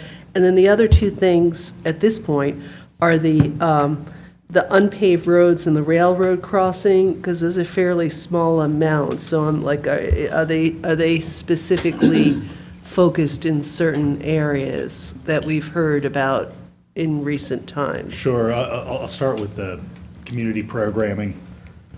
And this was something of a model that staff developed. in the last 3-4 years, there's been some ad hoc allocations to community agencies. This would be a more structured way to spend approximately the amount of funds we've been spending on sort of non-public sector or public designated independent agencies. So we've had this discussion about how places like Advantage Behavioral Health and the health department are quasi-governmental, or they're state agencies, one or the other. So we've got a direct fiduciary relationship. We move to go with those, given that they are a designated provider by the state of a service. You've got some other folks like, an example would be Athens Area Homeless Shelter, that in the midst of the pandemic, we moved to go with some funding. We didn't do an evaluation process. We didn't do a community assessment. This would say, let's do a community assessment of what commission priorities are. And so we would front load a package. So beginning FY25, so not this year, but a year from now, we would be ready to begin that programming. So would we be moving funds that are already out there, like, let's say the homeless shelter or the neighborhood health clinic, would they all be moved under here? So is this new funding, or is it shifting funding over? So it would be saying, let's create an application process based on commission-defined priorities. Okay. And so we're going to go ahead and have a corpus, we're going to have some funds that we can begin to spend July 1 of 2025. But that pile of 24, funds is more than we're spending on the agencies you just mentioned before. It's about that. Okay, It's so roughly that. it wouldn't be. It's no less money. Right, so this is just getting the money ahead of the game. That's right. On that, but really not expanding the funding. Sure. And then on the unpaved roads and On railroad? the capital projects, what I'd recommend, two things, is that in both these cases, we look countywide and say, what are the needs? Knowing that the dollar values that you see there aren't going to manage all the needs, but this is a first step for what I would hope would be a multi-year set of capital projects. On the railroad in particular, there's a federal designated program through the Infrastructure Act that's meant to have a local match, and so you produce a relatively small local dollar amount, and that draws down a much larger amount of federal funds, not unlike the funds we spent at the airport, for example, in runway expansion. Are we going to apply for that? Are we going to, or have? The railroad, so this is meant so that we can apply for the railroad program. It was 200,000, right? Correct, yeah. Okay. Jesse? Thank you. Couple things. One was when are we having our sit down with the constitutional officers? Is that Thursday or is that another? That's Thursday. Okay. And is the public defender going to be looped in on that one? Because I know they're listed in here under independent agencies, but in past years, kind of run that. I think John Donnelly may have reached out to me today. I'll follow up with him on that. Okay. I'll make sure he's invited. Okay, thanks. And then I can put this in an email if necessary, but I'd just be curious, we've talked a lot about some transportation public works shortfalls. They're all pretty massive. Live stream pipe replacement, bridges, and then more recently, the neighborhood traffic management plan coming to mind for me. I know we've also heard some horror stories about traffic signals needing replacement and people getting zapped. So it would be helpful to hear from staff from TPW if possible, kind of the following two things. One is if we were to add money into one of those, I'm thinking specifically in this case about neighborhood traffic management plan and the live stream pipe replacement, how much could be added in that they could actually get through in a year? So like if we're, where we're at now in this budget, can we only add 100,000 more and then at that point, that's the most they have staff capacity for anyway? Or, could they take much more than that? And then the second thing I'd like to hear from them is, if they had to choose, we've obviously got a hard cap on how much we can put forth. Like, what would they identify as the top priority among those different things that are not fully funded yet? Like, which would they be most interested in seeing? Live stream versus neighborhood transit management program? Really, any of the things where the current recommended budget comes in under their request. If they had to prioritize which request is most important in their view, that would just be helpful for for me to understand. Of existing requests or those that didn't make it? So of existing requests. In here, okay. In Gotcha, here. gotcha. And then that, sorry if I'm being unclear, I know it's late. No, it's And then fine. for the neighborhood traffic management plan, since that wasn't requested by them, but that's the result of lots of conversations we've had since, if we were to add more, how much more could they actually get through in a year before it's pointless to add more? Does that make sense? Yes, thank you. Thanks for explaining. Well, to follow up on that, No, wait. Ovita, I haven't said a word. So everybody else has said something, I believe. Calm down. So to follow up on that, when we had the discussion about the neighborhood traffic program, we saw that the list of folks that have already been through the process and have been promised that they would have something done. So, TPW can come back with whatever they want to come back with, but those folks are going to get what they were promised. Okay. So, and we're going to put the money in the budget to make sure that happens. Okay. I hear you, Commissioner Hamby. I mean, that's exactly what I was trying to get at, while recognizing I guess I'm that. saying, it doesn't matter to me what TPW's priorities are. We're looking at what our priorities are. Okay. So, Fair enough. Tiffany, I think I was trying to bring this up to. I think I was trying to jive with Commissioner Hamby there, not rub against it. It went backwards on you. Apparently it did. I had one other thing, if I may, and that was just, Okay. we've talked a lot about the Intersects. the wage situation, and whether the increase in wages would apply to those tiers of positions where the position in the system is still pegged at under 1560, but we're paying 1560 at it. And I'm just curious, with this budget as it's currently captured, is that 3% going to apply to those positions, part-time, full-time, otherwise, even if they're in that lower tier? Like, essentially, is the 1560 going to go up to 1607 for everyone, or is it not? The answer is no. So there's two things happening with the raises. One is a market increase, if you will, which is basically like a cost of living adjustment, which is the more expensive. And then there's pay table adjustments. So to avoid compression, you're going to do 4%, say, market increase, and then 3% pay table. So you're bringing it up behind the employees as you move them up. Yeah. The issue is that you're a good many 1% pay step table increases between the lowest entry level of a job, which when we get somebody, they're going straight to the 1560. But if you're trying to structurally correct the bottom, it's going to take more than that 3% pay table increase. That was different than my understanding. My understanding was that 600,000 was part of truly raising the 1560 to 1560 times 1.03. Well, I guess I was not focused on that 600. I was focused on the actual, the base increases. Perhaps to move us along, 'cause I think we've talked around this plenty of times already this year. If we could just get, hearing that that's not captured by this figure, if we could get the cost figure for what would need to be added into this, besides just language, I guess, to bring the 1560 up to 1607. Well, per the one. mayor may be correct in his calculations. I'm not disputing that. I misunderstood you to say the base 4% market increase and the 3% pay table adjustment. That's what I was focused on. Sorry. But we'll confirm that for you. I guess, my point here being that I'm trying to get to a point where we've got all the positions coming in at that 1607. And so what do we need to do in this budget to achieve that? Tiffany, you want to try it again? Well, back to youth development. For the risk assessment, will it have to be individual assessment per recreation center or as a whole? Good question. The risk assessment is the federal government's requirement if you're going to give money to a subrecipient, if you will, that they want to know that you have evaluated the risk that they have in giving them the federal funds. So it wouldn't apply to spaces like the community centers. It's the vendor, which in this case, Commissioner Fisher, Boys and Girls Club.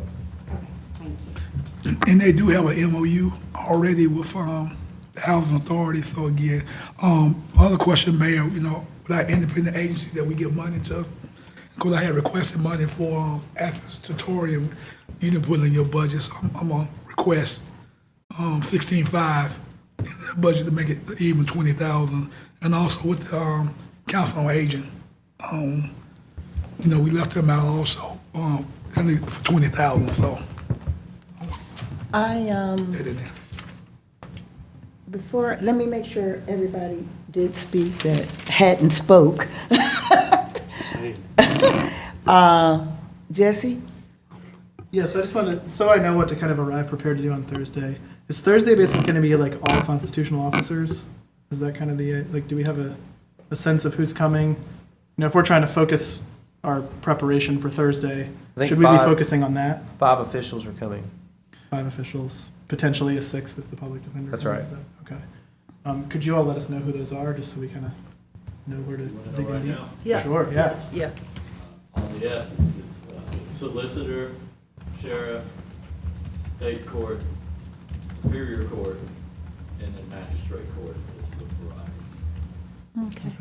And are we confident that all the other ones are not coming, or that, what I would hate to do is end up in a situation like we did last year, where we have them coming a bunch of other meetings after the fact, and then we're stuffing stuff in last minute because someone gets to.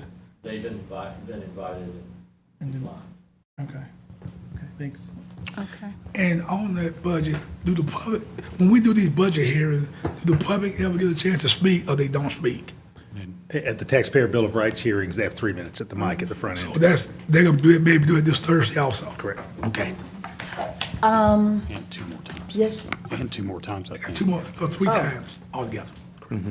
did you have something, Mike? No, I just, no, I think we've got a good overview of it, and I think that, that if we listen to the constitutional officers, they'll probably have some other items for us to think about, and I know we've got Thursday's meeting and probably 1 or 2 probably 2 after that, the following week. Well, So we've got- I'll just put out my 2 things. I would like I said, I would like to see what's left in the environmental budget, if there's anything left from there. And I am also looking to see what, how we can work with enterprise communities with the faith-based churches about housing. And I thought I was going to have that tonight, but I don't, but I'll have it for you later, Mayor. That was all I had to offer. Anybody else? Motion to adjourn. Second. Let's go. Thank you.